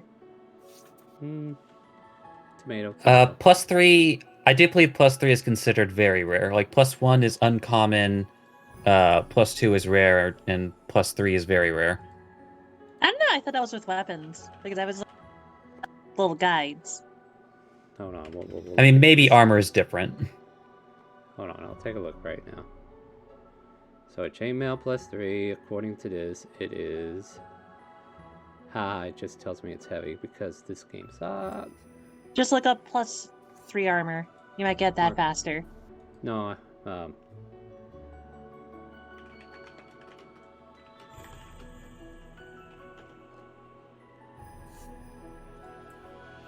Think about plus stuff. Remind me, I didn't add in the other ones from earlier. Oops. I found it. It says it's legendary. I guess you're correct. I searched a different armor that's +3, and I guess armors operate on a different scale. Huh. But Nailed it. I know how Vol would react and go like, I appreciate it, but are you sure? Like, if you want to, maybe we could do a compromise where, how about we sell it and then we both get upgraded armor where, like, I don't think anyone can buy it, but maybe they could trade it out, not for wealth, but for the stuff they have. So let's maybe look for a shop where they could deck us out if you need that. Would that be better for you? He's just gonna Was look there a down his- magic store in this city? I will say there was an auction house that was brought up earlier.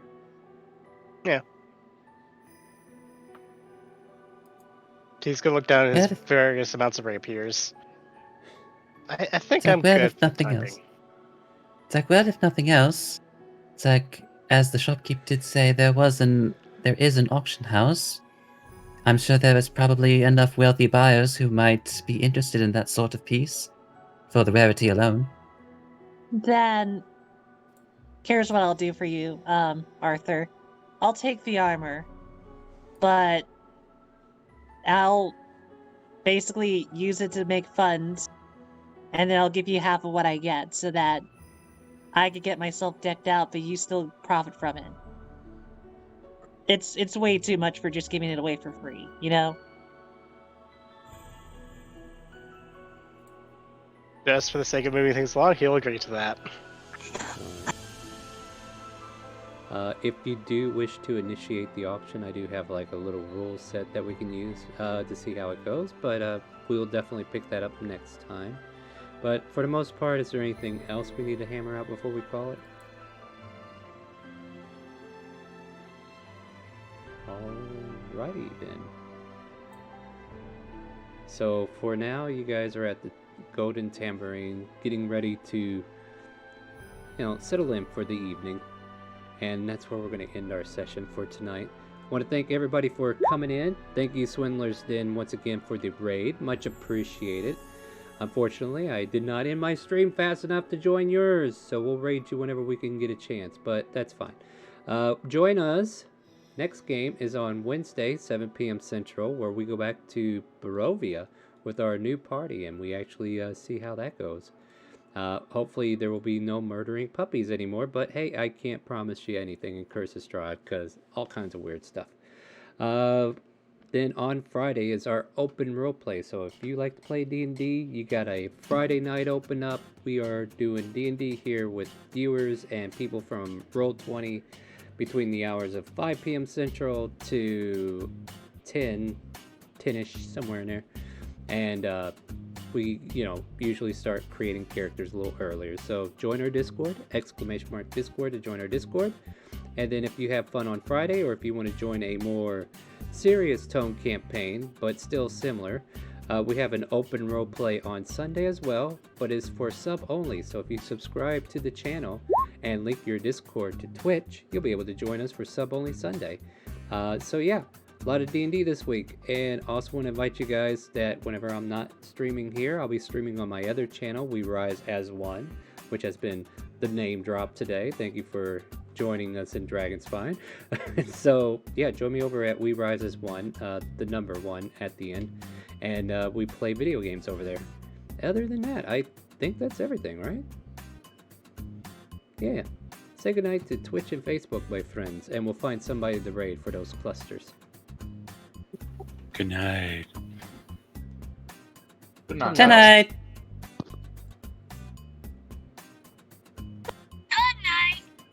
Oh, her phone died. It did halfway. I was trying to go like, come on. Come on. Do it! No, I would not have it. Alright, and with that, my friends, do you hear the calling? The chaotic calling. Let's go raid somebody. Stay tuned. I'll find us someone here shortly.